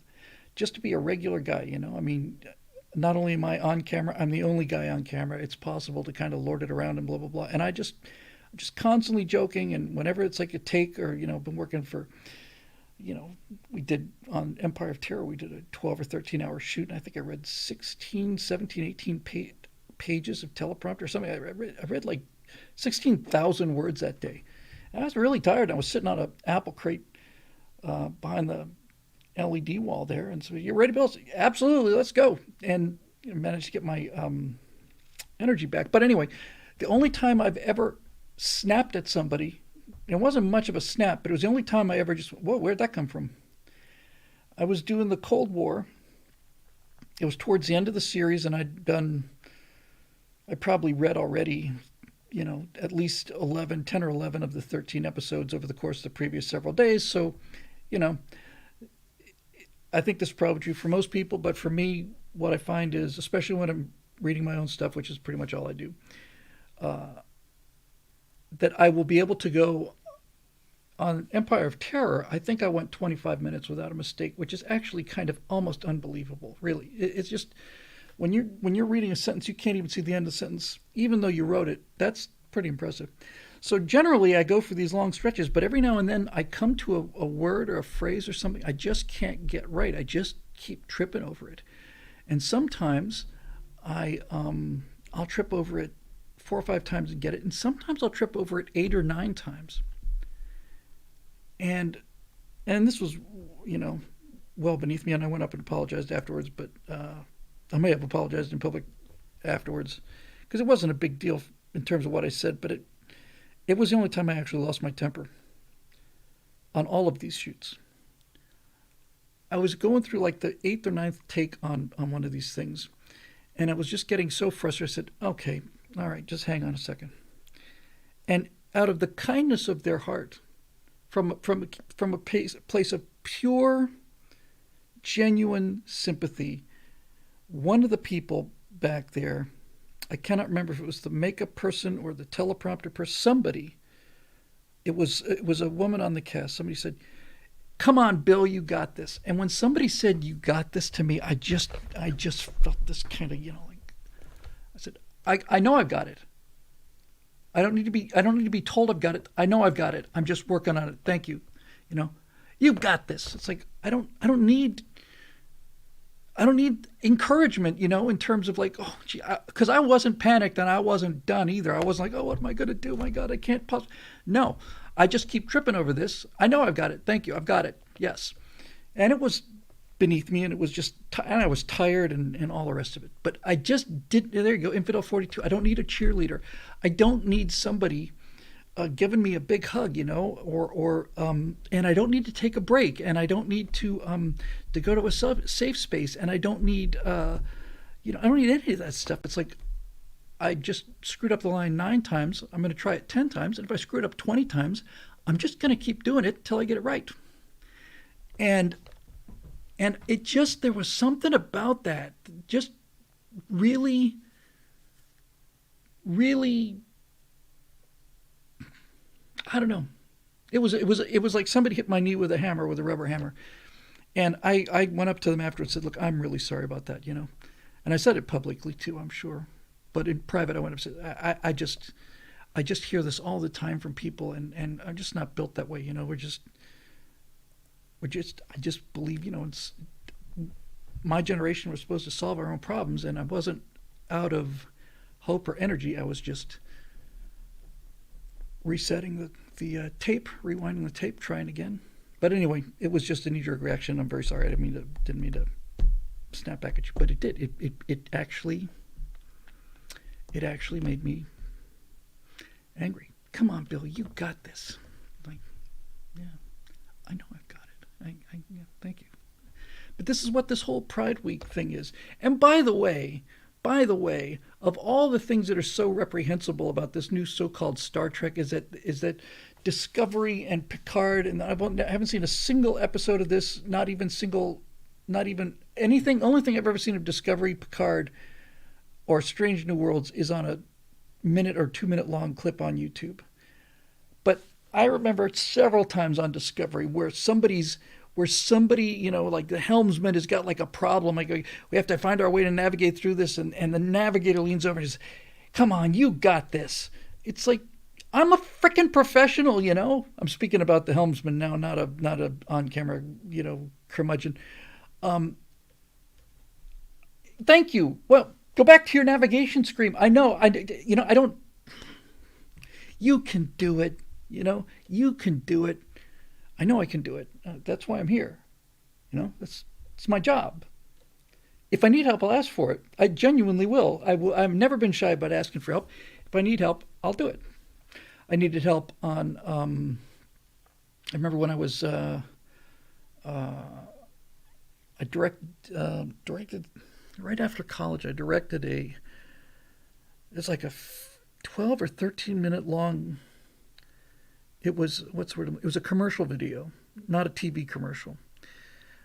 We got hired by an interior decorator who wanted a demo reel of her work. And so what we pitched was, how about if we have 2 couples and one of them invites the other ones over and they kind of show them around, and that way we get to walk through it. And she didn't want just still, she wanted to see the space. Great. So we hired these 4 people, and we were working about 7-8 hours, and most of it was really pretty straightforward. But there was one shot in this kitchen. It was one of those Florida wraparound single floor kitchens, with different doors that lead outside, kind of Florida room kind of thing. And I knew I had to get them. I had the people outside somewhere, and I had to get them over to this table, and I had like a limited amount of dolly space, and 2 shots would have been weird, and they were coming too close to the camera, so even if I panned with them, it would just be like, there they are in the whole frame, and I couldn't do it. I couldn't find something. And I remember being just flummoxed by this, and I didn't think twice about it. I just said, look, I don't have the faintest idea how to do this shot. If anybody out there's got an idea on how to do this, I'd really appreciate it, because I cannot figure out where I'm going to put the camera for this one. I just don't know. Anyway, here's the point of the story. We went a little bit late, and then we wrapped the actors, wrote them checks, And they went out to their cars, and we were sticking around picking up the last of the B-roll and starting to pack things away. And the four of them walked back in. True story. It's one of the things that really, really made a huge impression on me, much like that statement earlier. Some things you just never forget. So I'm in there walking, and these four actors who've been sent home, they come back in the door. I say, "Hey, got a second?" I'm thinking, "Oh God, now what have I done? Have I did we fill the names out wrong, or did we get the money wrong, or what?" I said, "Yeah, sure."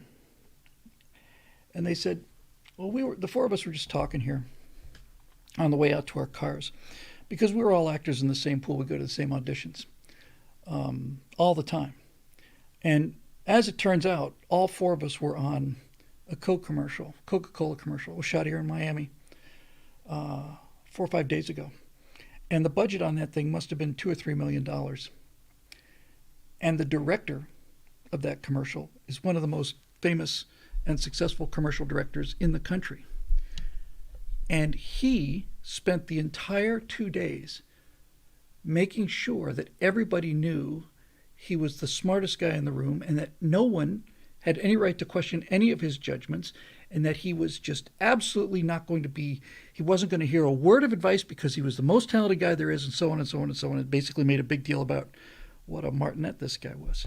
And I'm just sitting there looking at it, yeah, and they said, "Well, I just want to tell you, we wanted to tell you what you said in there about not having the answer. That is the most confident thing we have ever seen. That's the most confident director that any of us have ever experienced. We were all talking about it on the way out, and we just decided we ought to come in and tell you." I thought, "Well, it made my day, sir, and madam, and you also, madam, and you also, sir. Thank you for that." But I guess it just, this stuff stays with me. It's like, you gotta, I've never had a problem of saying, I don't know what to do about it. And I've never had a problem saying, somebody will say something every now and then. Maybe I don't have a problem with it because I'm not insecure about it. Plenty of things I am insecure about, but language is generally not one of them. And so if I'm talking, or somebody's talking to me, and even if it's a big room of smart people, and somebody says, "Well, I say, I'm sorry. What does that mean? What's that word mean? This word." Now, some people wouldn't admit that, to the grave, but that's just never been a problem for me. Sacred Order of Knightly Valor with a super chat says, "How does Shatner like his pizza with extra ham?" And I'll add another thing. When Bill Shatner orders a pizza, he asks for it with extra ham, and he asks for it to be overdone.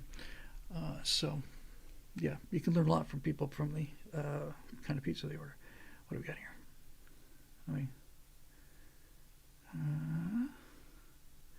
All right, so here's what we're going to do.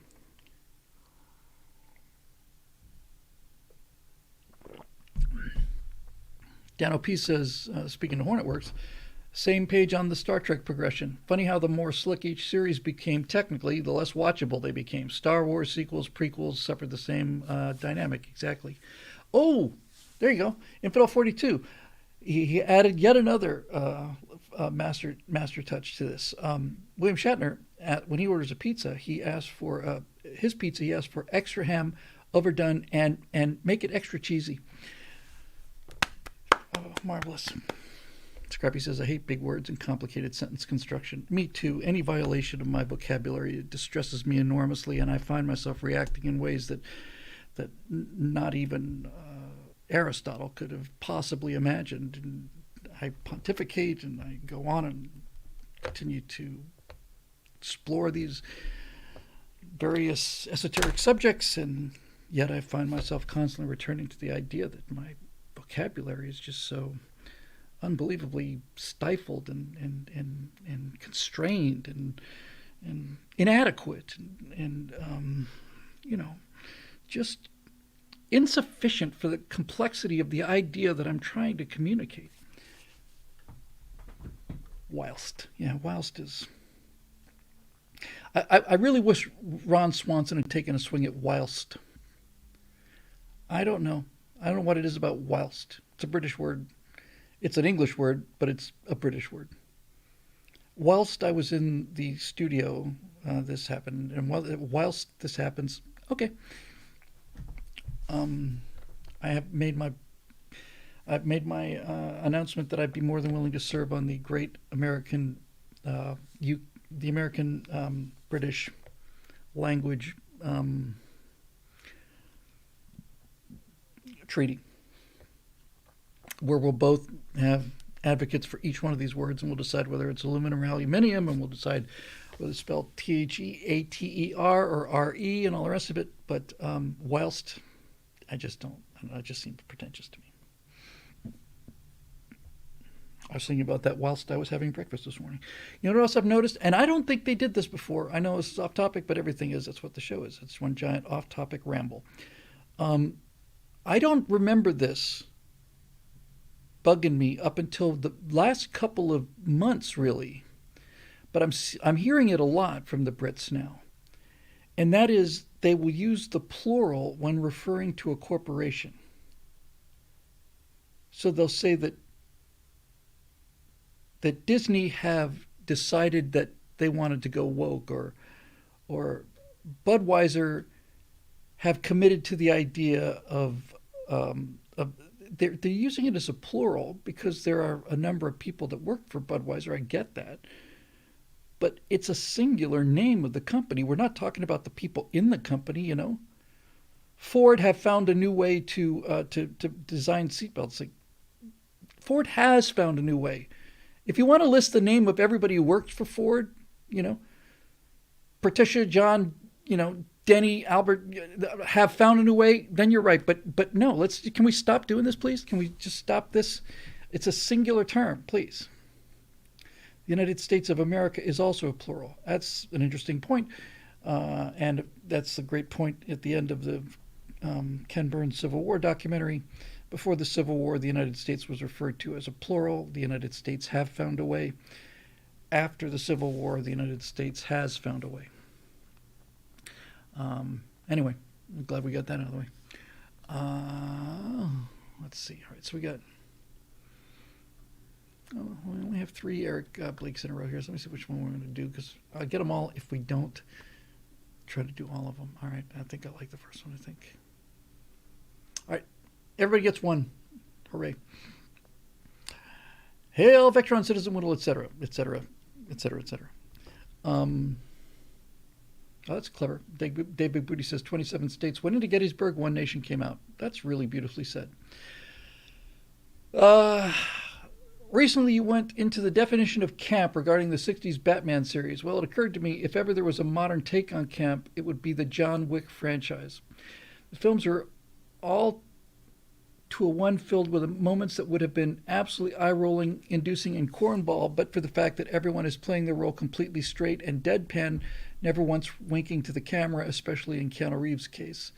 Have you ever had the pleasure of watching the films yourself? If so, would you agree? I've not watched any of them, but funny because we were, Natasha and I were flipping through Netflix last night, which I finally find myself with time to do, and we saw the poster, you know, the online billboard to rent John Wick 4, and I think they had like here you can rent all of them at once or something. And I saw his picture up there, and I said, you know, I have not heard a single person ever say anything less than glowing admiration for Keanu Reeves. She said, I heard the same thing too. Keanu Reeves is, he's a special guy. Natasha's convinced it's got to do with his Hawaiian heritage, and she spent a fair amount of time in Bali recently because it's a place where she got to catch up with her daughter, because flying to south of Russia is not a real good thing to be doing right now.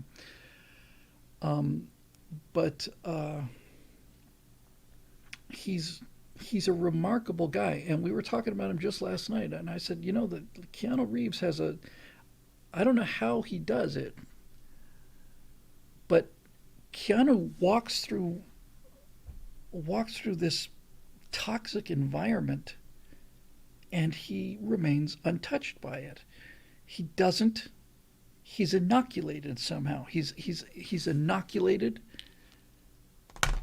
spiritually and morally and philosophically, economically, all of it. He's just immune. And and I don't know how he did it, but honestly, I've not. I just I don't know how he. I've never seen anybody like him at that level of fame. He is without question one of the most famous people in the world. Keanu Reeves is the kind of guy. I've seen videos of this. You probably have too. When he's in New York, he rides the subway, and if there's a little old lady standing there, he'll get up and give her his seat. That's a movie star. That's an A-list movie star we're talking about. Um, he he famously, after he started making the money from the Matrix, which I think he took a pretty low salary in a back end deal. Nobody thought that thing was going to be a success, but it was out of the park success. So he ended up making some money off of that. And I've heard from several people that one of the things he did was he went to the people who did the special effects for the Matrix, who are, they're not paupers or anything. They're probably making 80 grand a year or something like that, as special effects artists. And he took millions of dollars and just divided it up amongst these technicians that made the special effects. He said, you guys are the ones that made that movie happen. And I just always felt that you guys didn't get enough recognition or enough compensation for that. What a remarkable guy, you know. Sad when he says he builds and rides motorcycles. It's just that simple. He's not. You know what it is? This is an interesting reflection on what we are just talking about. What that tells me, what all of this together tells me, is that Keanu Reeves is not insecure about himself. He's not insecure about his talent. His acting has been mocked since he's arrived on the scene. And he just plain. I'm not saying he doesn't care. He's just above it. He stays above it. I'm a big fan of Between Two Ferns. If you haven't seen it, it's just great. It's Zach Galifianakis interviewing people, and he's doing the same kind of thing that Jiminy Glick did, where the interviewer is just such a complete jackass. It's insult comedy. It's like Don Rickles. It's insult comedy, and the beautiful thing about Between Two Ferns is Zach will get off three out of four of the lines, but the comebacks are terrific. He did an interview with Justin Bieber, and I want to say Bieber was maybe 17 or 18 at the time, and the whole slant on that was Galifianakis was basically, you punk kid kind of thing. And so he's just basically saying, so, you've changed your hairstyle 3 times. What's next in your career? Those kind of questions. And so he gets more and more angry at Justin Bieber. And finally he just explodes. He says, do you know what I was doing when I was your age? And Bieber says, graduating 3rd grade. Perfect. So on the Keanu Reeves show interview, Galifianakis said, you played so many characters. Have you ever considered playing a character that's had acting lessons? And Keanu just sits there and he says, I'm acting like I'm having fun right now. It's just a good guy. He's a good guy. You should read the Chucker, the Chucker interview, Keanu. He mixes him up with Christopher Reeve and asks if he plays guitar with his teeth. Keanu laughed and said, that's dark, bro. Yeah. Okay. So I have not seen the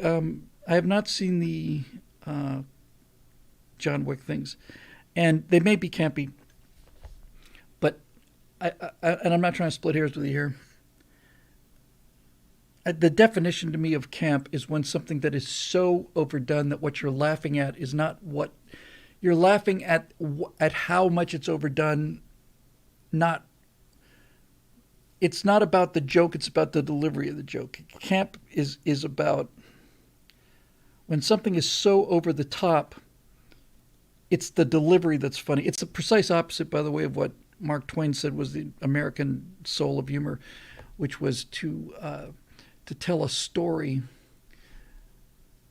He said British, of course this is a while ago, but Mark Twain said British humorists always nudge you in the ribs, like jokes coming, and French novelists are always just, repeating the joke again and again. He said the point of American humor, at least as he practiced it, was, he said, it's the entire idea is to say something unbelievably stupid with a perfectly straight face and as seriously as possible.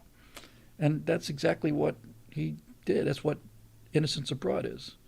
They just have... I would love to have been on that cruise.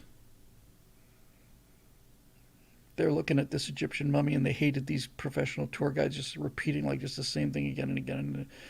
And this guy's trying to get some kind of rise out of the Americans because there's 4 of them among the 200 people that were on the tour from the United States or whatever.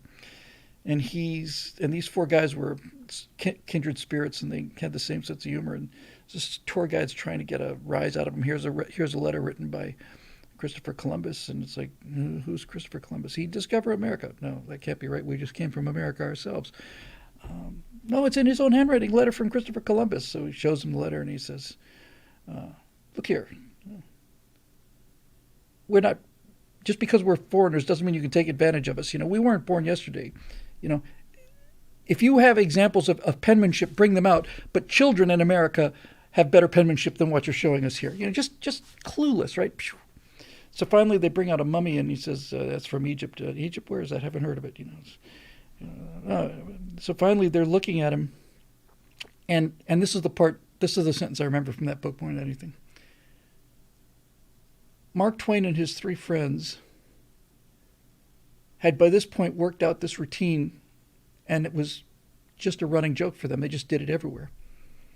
And he said that when they brought the mummy out, he said, we tried to hold off as long as we could, and we were all fighting very, very hard to keep that straight face going, because they had one line that was guaranteed to upset everybody in the Middle East and Rome and, all of these, Paris, all of these old countries. So finally, after 12 minutes of looking at the mummy, one of them finally breaks down and says to the guide, he says,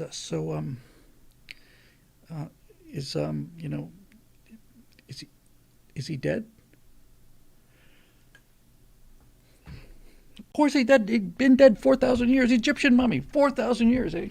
Well, if you have any fresh corpses, you can just trot them out, because we are not going to be taken advantage of.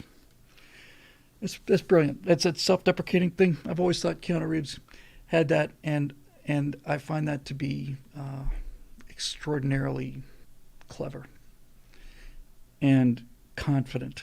It's just cool. It's steely-eyed missile man humor. All right, moving down the list of things here. Here we go. We got attempt 2 from Ray Juarez. Only 2. We usually don't get to 4 or 5 before we get to these things.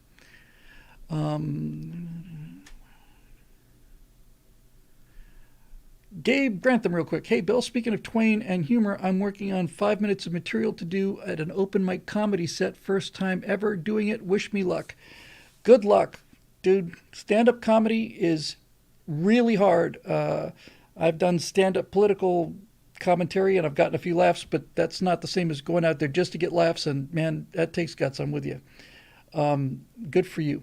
Reminds me, however, when I pre-acting 1 at the University of Florida, there was a class you had to take. It's a prerequisite for acting 1 called oral interpretation, which meant you would just come in and read things, which is reasonable, before you Eric, on behalf of Eric, Blake, and I, Gabe, you got this, man. Don't worry. You got this. You got this. You can do it. You can do it. You got this. So for my oral interpretation thing, I read a Mark Twain short story called Cannibalism in the Cars, and I cannot recommend that highly enough. It's online for sure. Cannibalism in the Cars. You want a real sense of what really clever, brilliant, dry as a bone satire is. I cannot highly recommend enough. Cannibalism in the Cars by Mark Twain. Short story, 3 pages, something like that. It's terrific. Okay, so anyway, attempt number 2. If you already read this, and feel free to skip, I was not able to watch the end of the vid where you may have answered this. Hello, Bill. Subject, new dislike of English as a language. This is interesting. Recently, I've been seeing memes and threads online poking fun at English, saying it's a weird language and it has many inconsistencies. So far, so good. After helping two friends learn English, I've found that English as a language is quite consistent once you know the rules. I think the hatred is that that is starting to crop up is due to poor education on how the rules of English work. For example, you probably know this because you grew up in British schooling, adjectives have been ordered to them based on category. I did not know that.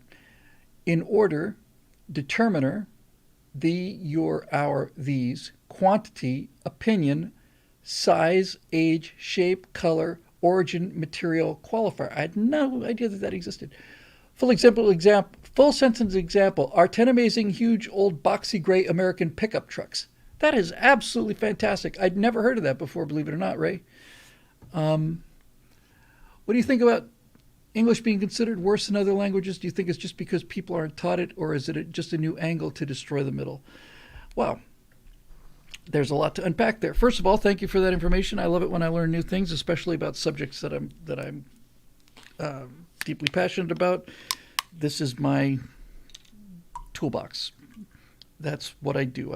I work the English language. It's not quite as high tech as I would have liked it to have been, but that's basically what I end up doing. So I think there's a couple things at play here. First of all, I think a lot of it is kind of this repression of resentment of. See, the thing here's what's interesting about English. This hasn't happened in history of the world ever that I'm aware of. In fact, I know it hasn't happened. There have been many dominant empires in the course of the world. We were talking earlier about Greenwich Mean Time being being essentially 0 hour for around the world, because when they determined that it was time to list the hours of longitude, the degrees of longitude, they had to add on latitude the equator is 0 because that's a mark, halfway point, right? But longitude doesn't work that way. Line of longitude can be any line anywhere. And they ran it through the Royal Observatory in Greenwich, England, because the British ruled the world and they were doing most of the sailing, and you needed longitude in order to navigate. So that's how they got that. So the French have been dominant, the Spanish have been dominant, the Romans have been dominant, the Greeks have been dominant, the Persians, Babylonians, Assyrians, Phoenicians, go all the way back. And whenever there's a dominant culture in the world, even if it's a constrained world like the Mediterranean or something for the Greeks, that language is in use. Prior to English, it was French. You would say that this was the lingua franca. Lingua franca. Everybody spoke French. All educated people spoke French. International business was conducted in French. Most of the courts of the czars of Russia were speaking French or German for an awful lot of Russia's history.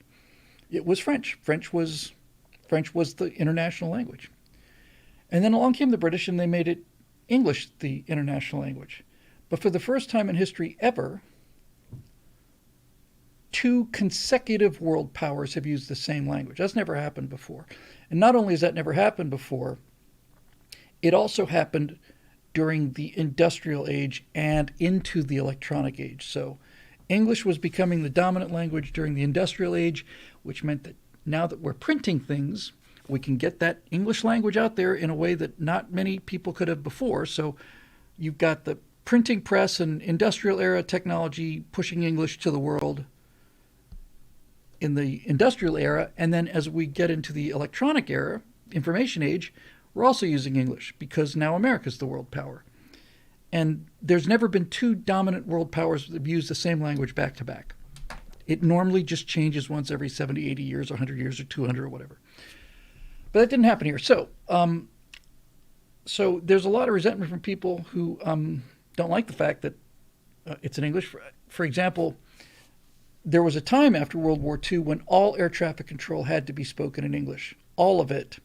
I believe, I'm not 100% certain, but I believe now that while you can speak French to other French pilots in France, they are required to speak English, and that English is what they will use if it's not the native language.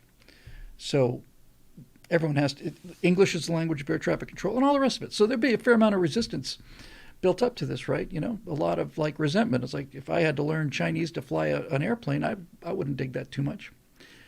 But that's what being a dominant world power will do for you. So I think there's a lot of resentment towards English from people who look. Everybody has to learn English. I wouldn't be married if my wife didn't speak English. I wouldn't. Everybody Everybody speaks English. The Chinese are learning English like crazy. Nobody's learning Chinese here. But yeah, so that kind of resentment is understandable and maybe driving a lot of it.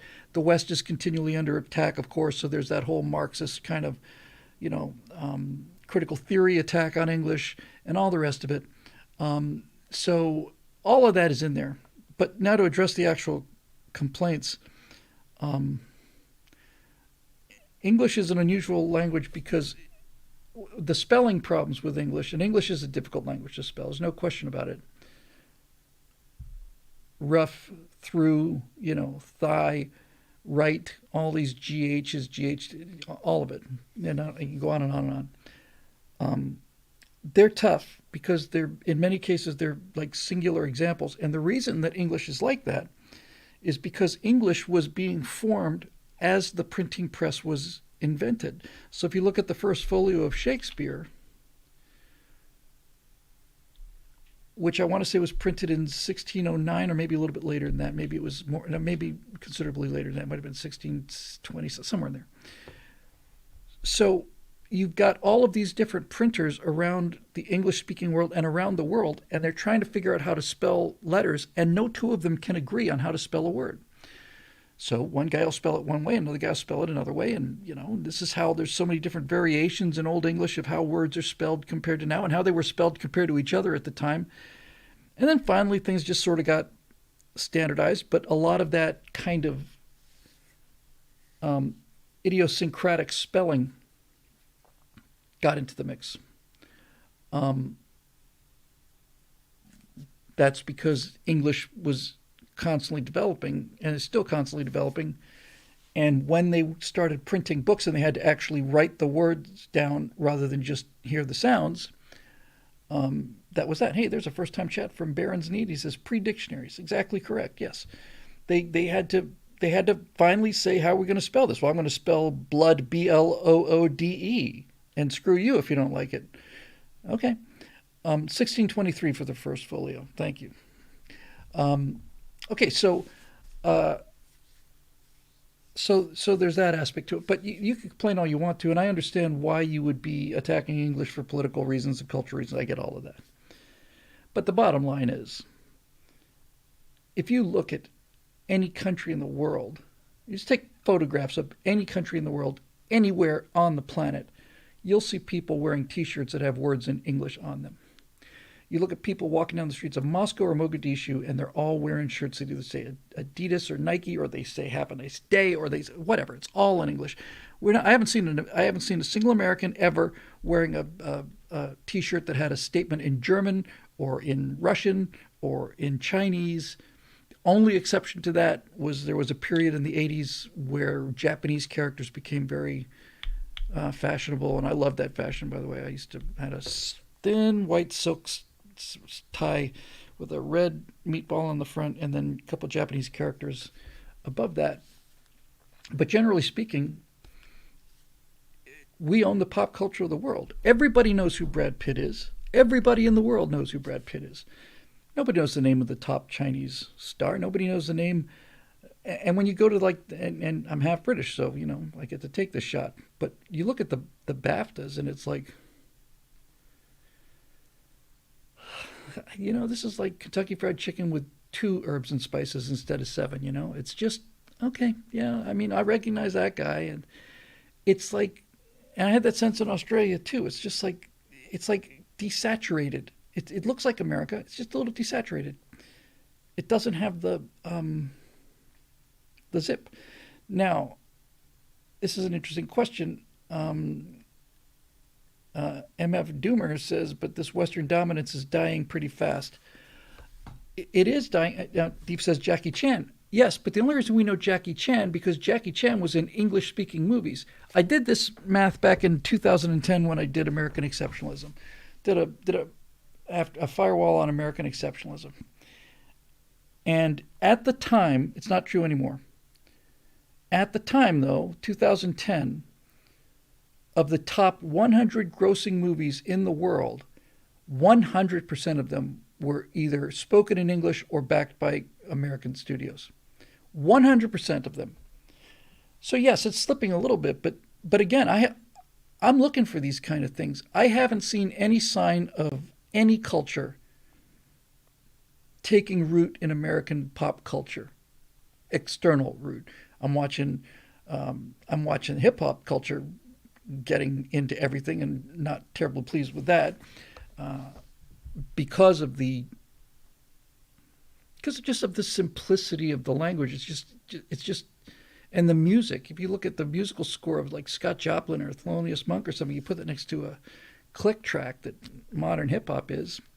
I mean, I get that people like it. It's just every time I listen to it, my first problem is even with the lyrics. It's like this is barely music and it barely rhymes, and they're reaching for a rhyme for something. It's just kind of like it's like it's like a Family Guy kind of cutaway kind of thing. It's got nothing to do with the song. You're just grabbing a word that rhymes with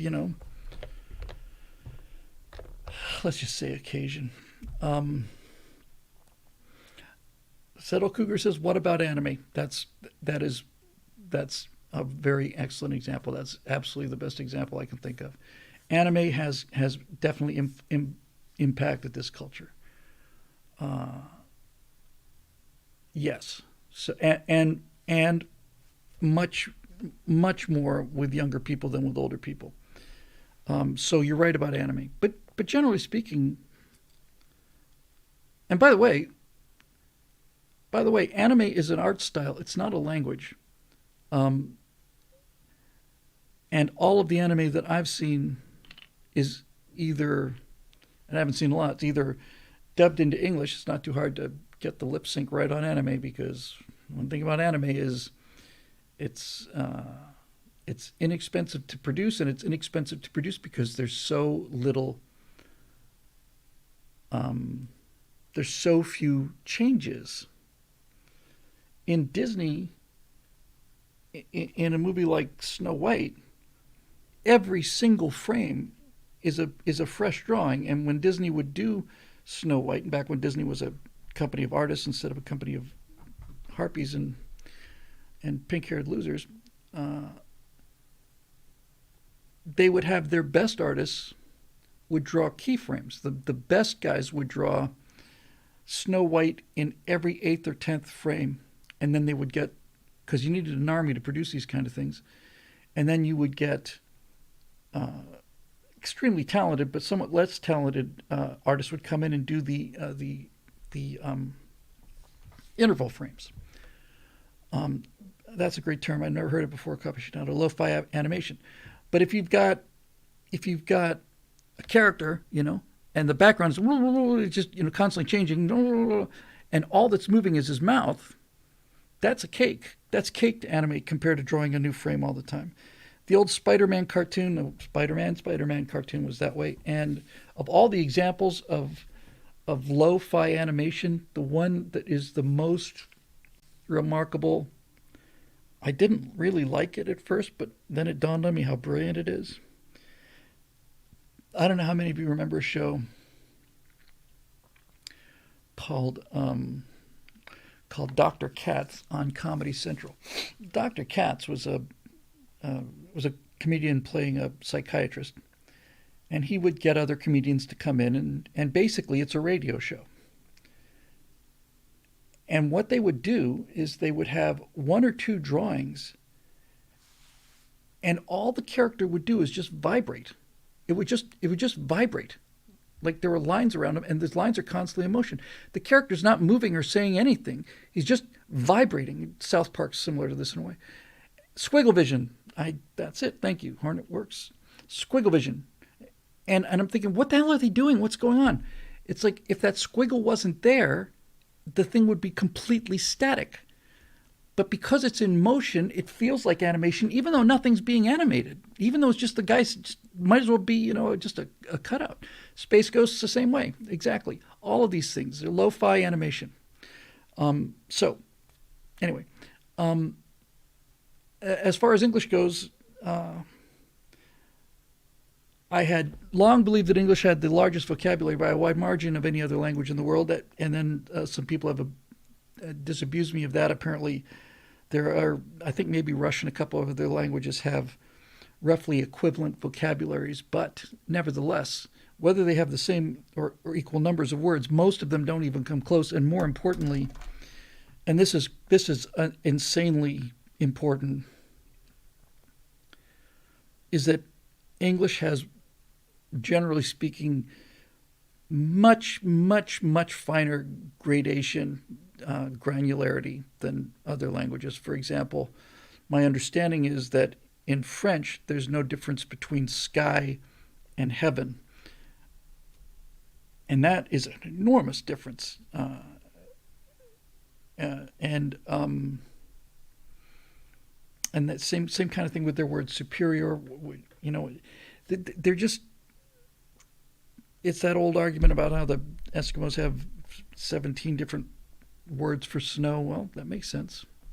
Greek has 4 words for love, and we should incorporate those, by the way, because that's a more granular definition. But as a general rule, English has borrowed and incorporated so many different words from so many different places. I have a good friend who I worked on with grazing named Pete Hurtgen. I like him very much. I liked him the minute I met him, and he's in LA. He actually gave Natasha some English language lessons when we first got here. And he's a smart guy and one of the funniest guys I ever met. He's just a great guy. And Pete was talking about teaching English. And he said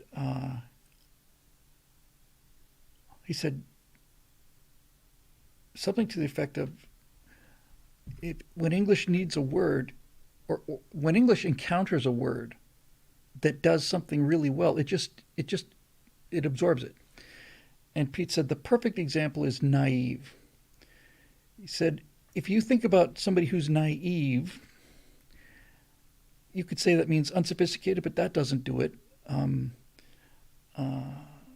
Foolish, but that doesn't do it.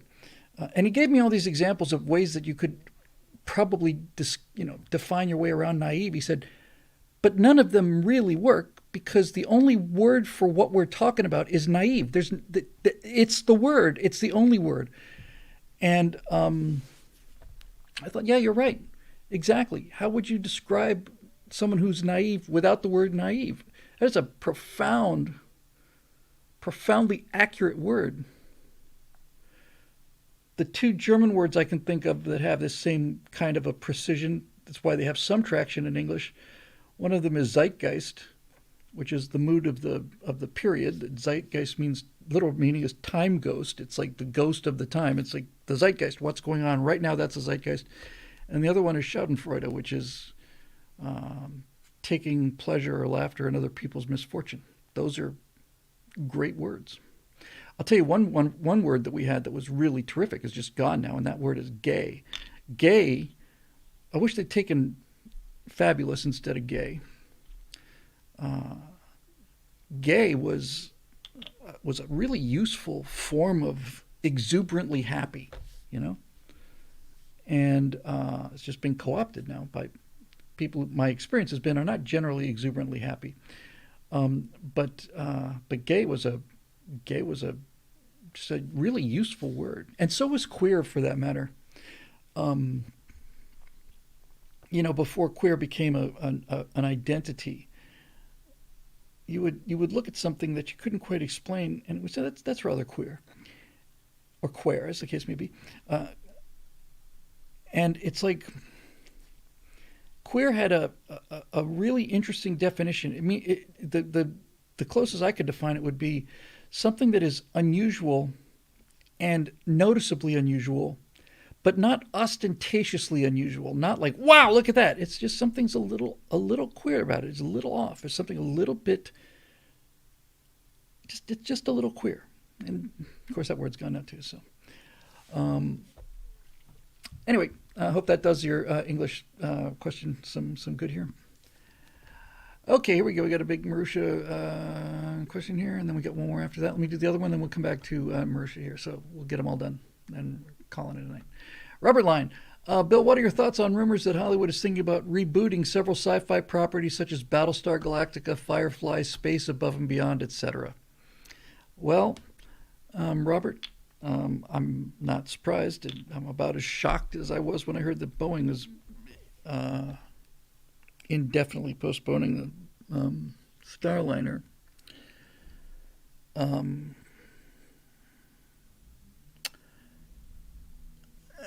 The knee-jerk answer to your question is I don't care about any of those shows. I rather like Firefly, although I was not a big fan of. It's not like I watched every episode. I like the vibe. It took me a while to get into it. As Eric points out in the Twitch stream, Battlestar Galactica is a remake. So, some of these Space Above and Beyond is something that very few people even remember. I remember not liking Space Above and Beyond. Hang on. MF Doomer says, Bill, do you know about the idea of stuck culture and that many say we're living in it now? I've never heard the term stuck culture before, but my God, that sure rang a bell. That rang a bell with me the same way that virtue signaling did the first time I heard it. So I think what's going on, Robert, is this. When you have an entire 2 generations of potential writers who have been emotionally protected their entire lives as part of their generation, then they don't get traumatized. Not to the degree that people in previous generations did, because they've got their timeouts and their safe spaces, and they've got all of these emotional support networks to keep them all infantile, basically. And so you end up with and then if you add to that, if you add the emotional simplicity of them, because they never had to deal with losing baseball games and never lost, just everything's, you're always the best at everything. Never heard the word no. If you balance that, or rather, if you add that to the fact that so many of their experiences are online and therefore secondhand, what you end up with is a generation of writers who have no experience to draw on other than writing, and they have no real depths of pain to draw on. They've got anger, which they've been taught about, but that's on them from the top. They don't have any depth. And why would they have any depth? They haven't had to suffer through anything, really, So what you end up with is you end up with writers who can only take pre-existing works because they're not capable of coming up with original works.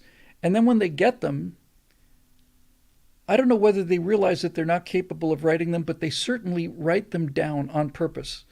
They write them down on purpose. They deconstruct them. It's like, exact example of this was from Star Trek Discovery, where there's they're about to do something or other with their mushroom drive or some of that BS. And one of these professionals on a starship, and they all seem like kids, by the way, the entire crew of Discovery, they all seem like adolescent girls, just like, oh yay, hooray. But one of them turns to the other and says, science is cool. And I think to myself, who would ever say it? It's such a meta thing to say, it just rings so false to me. It's just bad. It's just bad writing. And Drinker talks about this a lot too. These people don't have any experience. They know that there are mythological level properties like Star Wars and Star Trek. They find a way to get to write those kind of things because they work their way through the system. And then they take this framework and then they write something that they feel is a good story. But since they don't understand the material and don't care to understand the material, they just do it because it's a good idea in the writer's room at the time. And the classic example of this is this thing on Discovery where they because Discovery is just so god awful garbage, they boot the Discovery. What is it? A couple thousand years in the future. But anyway, in the future, there is no space travel. Why is there no space travel? Because there's no dilithium crystals. Wow, did we mine out the entire galaxy of dilithium crystals? That I could believe if you polish it up a little bit. No, no.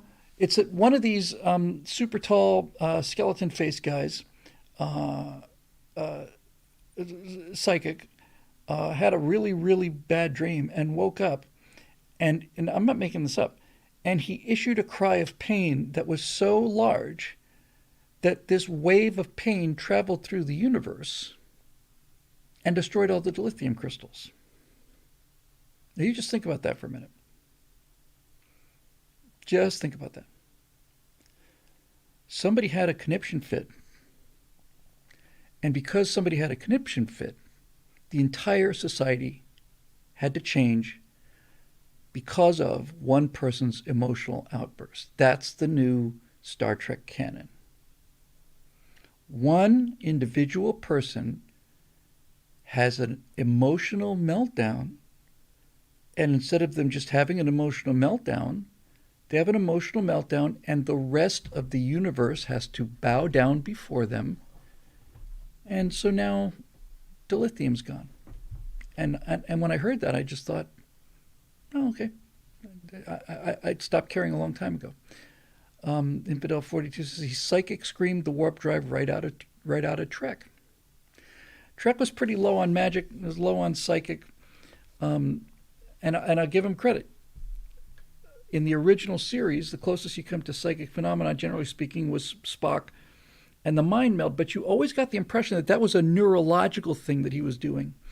That it wasn't a magical thing. It was a neurological thing, like the nerve pinch. That these Vulcans had a way to neurologically link with people. And then by the time you get to Next Generation, you've got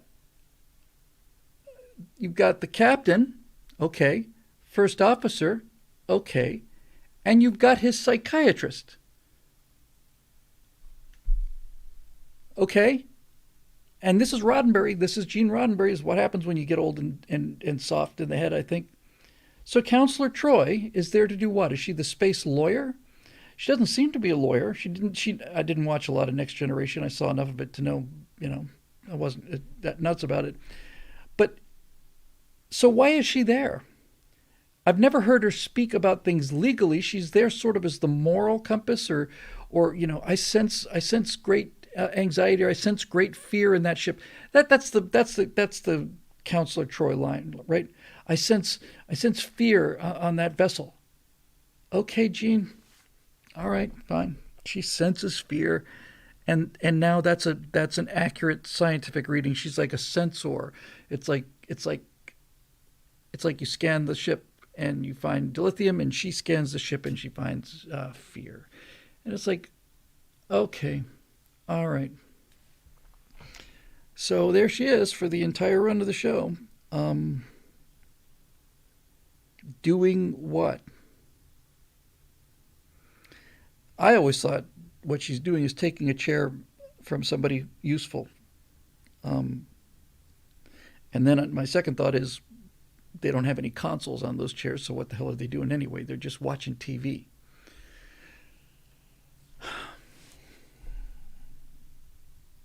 That's Captain Kirk's job. Sit there in a big chair and watch TV. That's the American way of life. You sit in a gigantic, comfy chair, and you watch TV and you give orders. Gerald Stewart said Troy is an empath.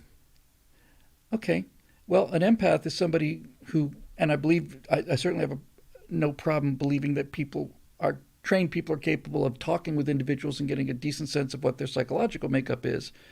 But I don't know how you do that long distance without magic. So it's just adding mysticism and supernatural elements to a show that never had it and never needed it. And I actually saw an animation not too long ago of Enterprise leaving space dock with the music from, what was it? Might have been the music from Inception, maybe, or something. And it was done within the last couple of years. And this guy put the thrusters. It was just really good animation. And I sent an email to the guy who made that Enterprise model. I'd like to buy it if I can. It's very, very good. The 3D digital model of the Enterprise. And the reason I want to do it is because I'm curious to do a tiny little Star Trek flyby short, And the conceit for me would be this is what Star Trek would look like with accurate lighting, and that's all I would change. Just that. I'm kind of curious to know what the Enterprise would look like in in actual lighting conditions. I just think it'd be cool. The nacelles are throwing shadows on things or whatever. I'm just curious to see it. I'm not saying it would be great. I just want to see it. So anyway, Robert, they can remake all the things they want to. As far as I know, everything of any value is gone. If they destroy Battlestar Galactica, Firefly, and especially space above and beyond, I'll find a way to live with it. But Star Trek and Star Wars and Marvel, and I only really cared about Star Trek for me. Now, this is an interesting point. I disagree completely here. Infidel 42 says, to be fair, Bill, there were plenty of magic in Star Trek. The transporter, the shields, and the warp drive are pure magic. The transporter, the shields, and the warp drive were science fiction. They were explained scientifically in a way that was scientifically believable. The spore drive is magic. The warp drive was pretty clear. We're gonna make space less dense in front of us, and it allows us to travel at super light speeds because we're not exceeding the speed of light because our bubble is moving faster than the speed of light. The transporter was not just like a magic portal. You got the idea when they said energize, and over the course of the series, McCoy would complain about having his molecules scattered all over the universe. It's pretty clear that the transporter was a device that managed to essentially just using energy basically burn you to bits, capture the pattern, and apparently send those same molecules down in some kind of annular, like a containment beam, and then reassemble them on the other end. And so they had magical effects. There's no question about that. But they felt like technology. And I've said this before, and this is why the word dilithium is such a brilliant term for this. There's no such thing as dilithium, but it sounds like there could be, because di is a chemical term, and lithium is an actual element. Dilithium sounds like it's real. It sounds like tritium. It's an annual confinement beam. Thank you. Or annular containment beam. I said annual. So all that stuff was making an effort for the science, and the tricorder and the medical bed, and been many documentaries done on all of the actual real world discoveries that were based on a lot of things that people saw in Star Trek. But the so Infidel's coming back by saying, yeah, but what physics mechanism do these devices operate on? They're impossible by our current understanding. That's true, and they may not ever be achievable, but they are created in a way that makes it an engineering problem, not a magic problem. Right? We know that you can bend space. We know that that theoretically it's possible. It just requires more energy than the universe or the galaxy outputs or something. But that's an engineering problem, and we know that transporting particles from one place to another works. They've actually done that in a lab. So these are all engineering problems. They have 300 years to solve those problems. They're not just plain waving a wand and opening a portal, which I would consider to be magic. But there's and this is why I've got a problem with Troy and not a problem with Spock. Spock's got a scientific reason for being able to read somebody's mind. He's able to neurologically sense it. He's got to get those pressure points exactly right. In fact, the sight of Nimoy really nailed this. He didn't just put his face, he's just constantly, it just seems just like making these minor adjustments, like he's trying to get just right on the nerve, and then, okay, there you go. So she's supposed to be half alien. That was telepathic, but there was no telepathy in Star Trek that I'm aware of. Actually, there must have been, because I heard Kirk had people talking in his head sometimes, some of these aliens. I'm just saying it wasn't a staff position, you know? There was no, even if you put aside her abilities, I just don't get what the hell she did on the bridge of a vehicle like that. The Somebody mentioned Apollo in Who Mourns for Adonais. I wonder why they didn't make that Who Mourns for Adonis, by the way. Um, and those telepaths are there, but even then, most of those telepaths describe it as a technological thing. Um,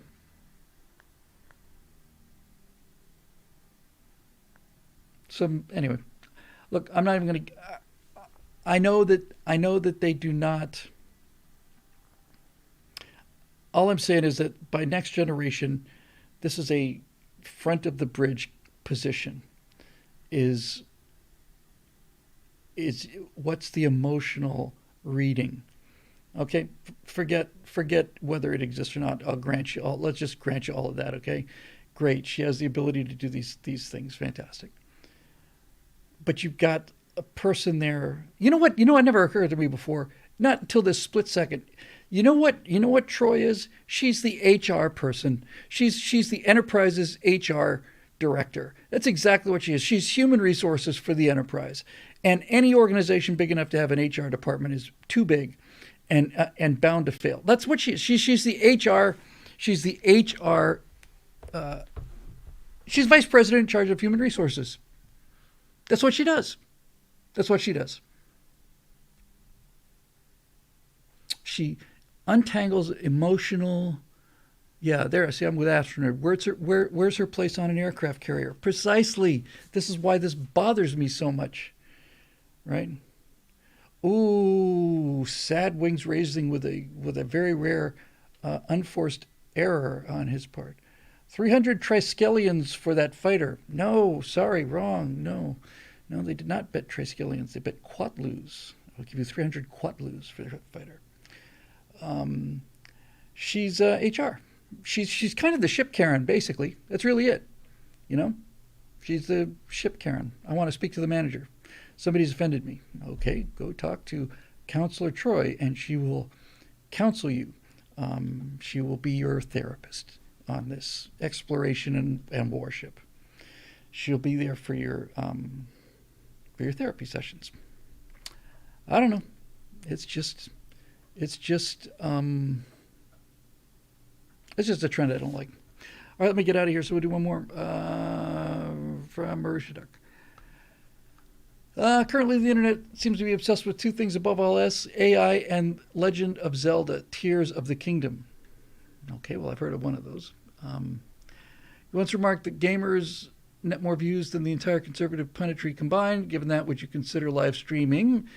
A, yourself playing currently popular games, or at least ones you're passionate about. You said you were looking for an eventual off-ramp to politics. Having said you feel all you had to say, gaming would put passive income in the till while drawing on younger audiences and go significantly reducing your stress levels. Thank you for this. Thank you for the thought.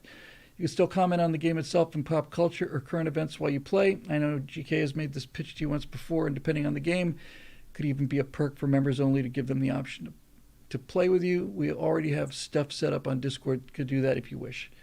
First time chat from JTizzy915. Hey, how's it going? We're doing great. JTizzy, thanks for chipping in.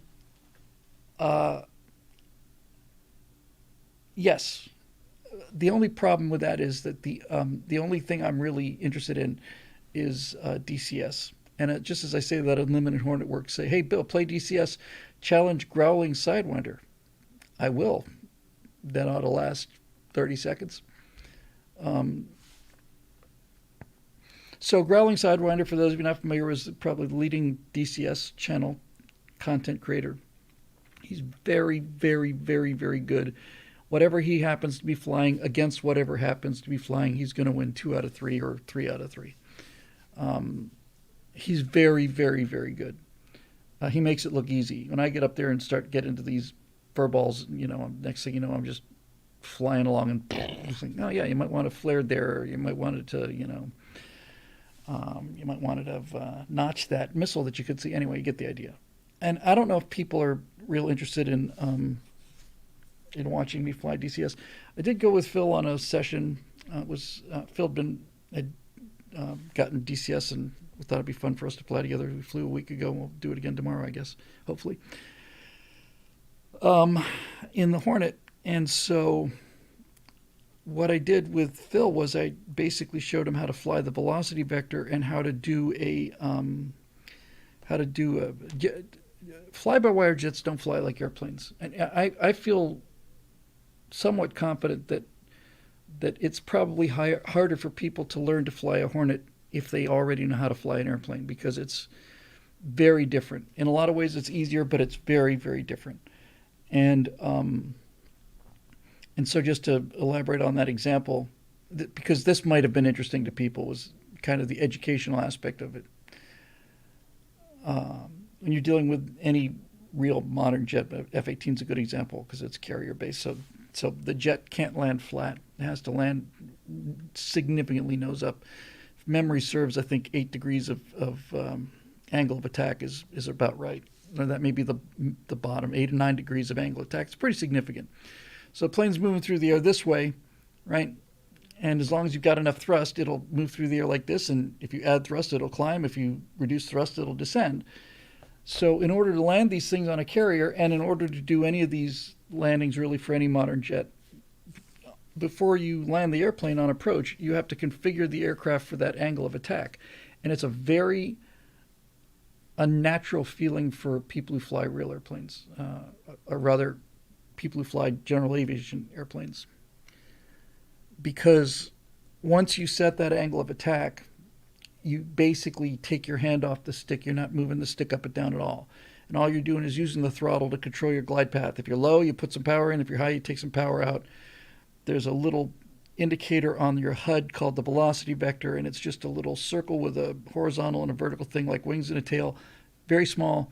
And this thing is projected over where your aircraft is going. If you put the velocity vector over something and you don't touch anything, you're going to hit that thing. So what I was doing now to get him, what I was working with Phil on, was to say, yeah, these landings aren't just eyeball landings, but you got to we'll just walk it back 8-10 miles or something, and then configure for 8 degrees angle of attack, drop the flaps, drop the gear, and then put the velocity vector on the touchdown marks on the near end of the runway.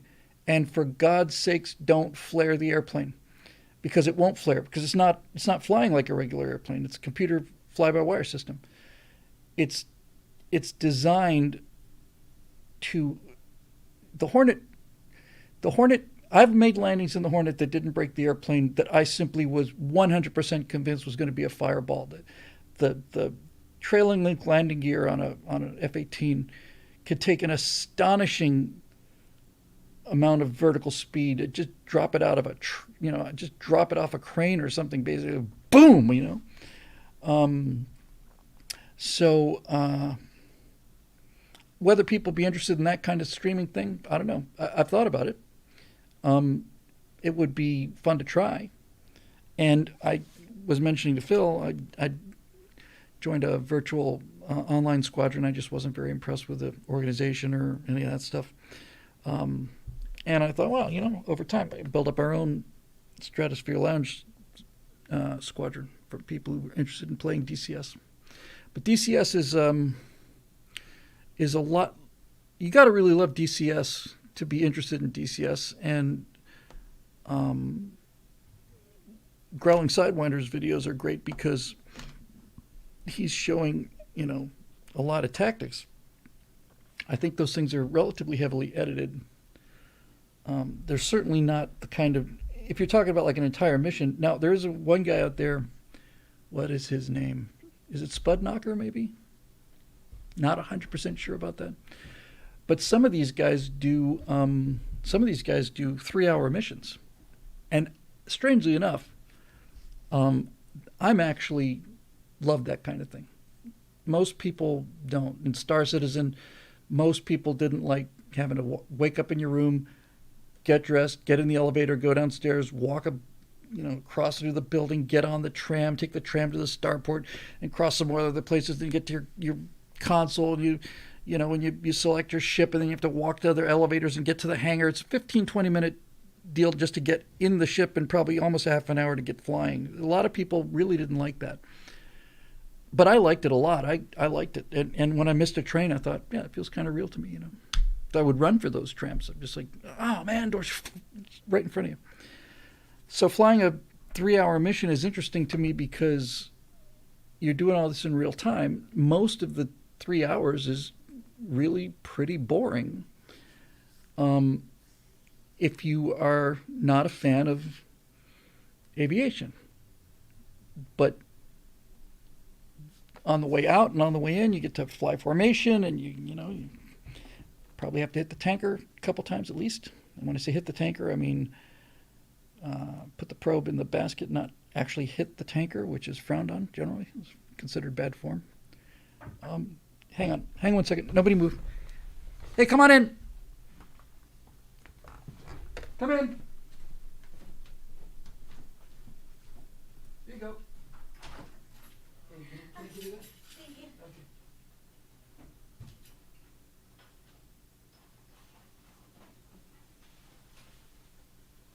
That'll work.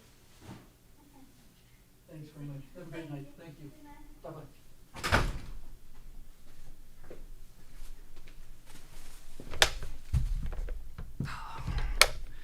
If that lovely, lovely person only knew how close she became to becoming very, very, very famous, more famous than you possibly imagine.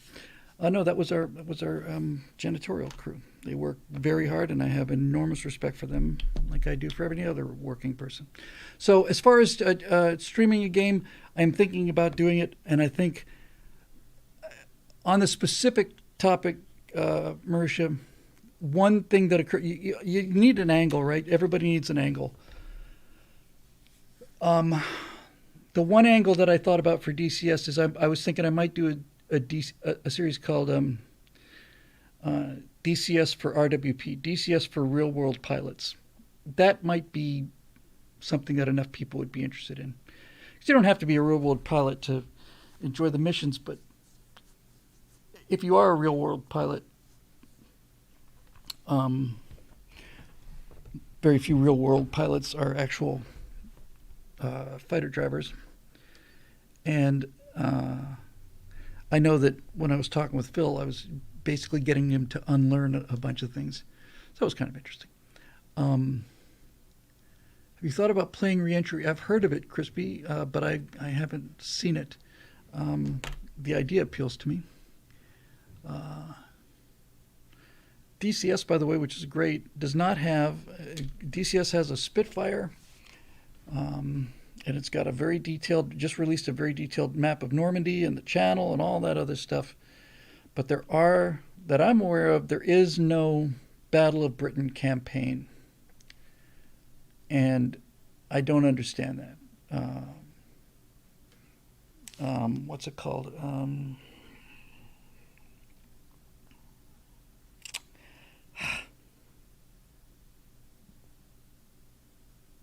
Come on, it's not Sequoia. What is it? It's Stormovic. Stormovic has a Cliffs of Dover Battle of Britain thing. But I really miss that because I think DCS is such a great simulator. They have missions for the Spitfire, and they've got the Spitfire, but I'm not much interested in flying Spitfire missions in support of the D-Day invasion or Spitfire missions, to escort bombers. I mean, that's what P-51 is for. I want a DCS mission where it's like, okay, here we go, here we go.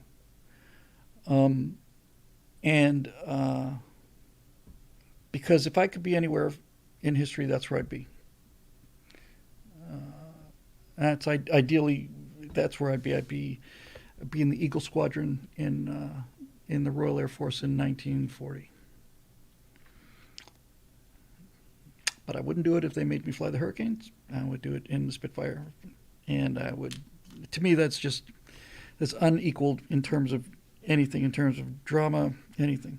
Second kind of flying I'd like to do, good night, Battlesmurf, is I would like to, DCS does have some long-term plans for this, and that is the Pacific campaign. I'd very much like to fly. I'd like to fly Corsairs, frankly, but realistically, it should be the Hellcat. I'd love to do real hardcore Pacific. Be there. If you pick it up from, you could have a opening, like a little mini movie, the way that like the Star Trek remakes did. You get that little sequence with the Kirk's father in one, and there's one where they're trying to squash the volcano. It's a little 8-10 minute mini movie. And if you did Operation Bolo, you could do 10 minutes on Robin Olds in World War II. And then just lost the Twitch stream, I guess. It's not me. It's not me. I didn't touch anything. I'm not muted. You're muted. I'm not muted. So I just think that would be kind of cool. All right, so we've lost. YouTube is also buffering like crazy. And people are saying sound. I'm not doing anything. Sound is still there. You can just plain, you can, here, I'll type something in here just for a minute. Sound has not changed. It is working on YouTube. Consult the HR department.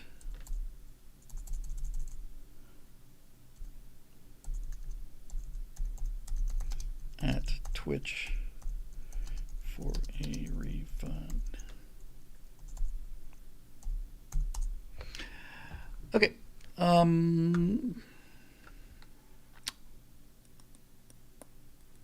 So there was another part to that question. I suppose I should just let me get to that real quick, and then I will be moving along here, moving on up. The YouTube people saying there was a big buffering issue.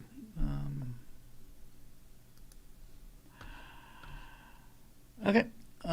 So I guess Marisha's listening on YouTube, so I'll get the second part of this question. Then I'm going to pack up and start thinking about heading home. Where'd it go? B, this is on revenue and audience building. Real-time conversations with Chat GPT or the engine of your choice. Streaming it publicly would provide posterity with insight into the limits and biases of the engine, as well as influence others to ask provocative questions of it, which could make the difference in steering humanity to a better place. Interesting idea. An example might be asking the AI how it might go about solving the alignment problem, then list 3 ways to get around that and 3 ways to counter each evasion, that sort of thing. I don't know what the alignment problem is. Whatever issues you think it might cause, ask it frankly about them the same as you would a human. Doing this in real time will allow chat to help you as well. I've often considered that our thought leaders should be doing more of this in public as a form of diplomatic first contact with our future robot overlords. What do you think? I think it's an excellent idea. I feel like it's not an entertaining idea because I ran into the operational boundaries of Chat GPT in less than 10 minutes. It's not because I'm a super genius. It's because I work with language and I just started asking it questions that I thought would be interesting, and it just kept bailing. It just kept saying, "No, I'm just a chatbot. Can't help you with that." So, I just don't think it's interesting enough yet. Although I'm sure I could talk down to it some.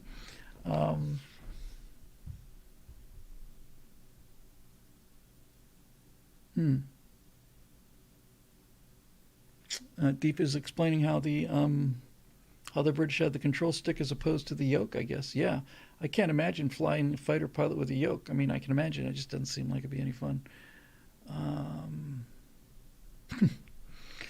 Sad Wings Raising says, I remember when the company I helped build first got an HR department, and I began to learn how to hate. Absolutely. 100%. Anyway, I think that's basically all the questions, and we're pushing almost 3 hours, so I think that's probably going to do it for me. Yeah, I think I'm about done. Hope to have some new stuff for you again next week, and keep moving on that. And I got to remind myself, yeah, you don't have to build the whole bloody thing, Bill.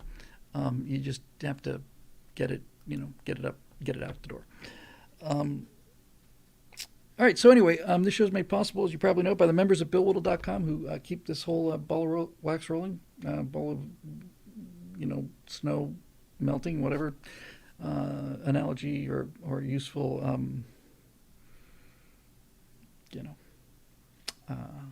story you want to tell. You get the idea. I'm just going to get out of here now that we're awkward. Thanks to the members of BillWhittle.com. Thank you all for being here. We'll see you next Monday for Stratosphere Studio, and we'll see you Thursday on the Stratosphere Lounge. So push the button, Frank.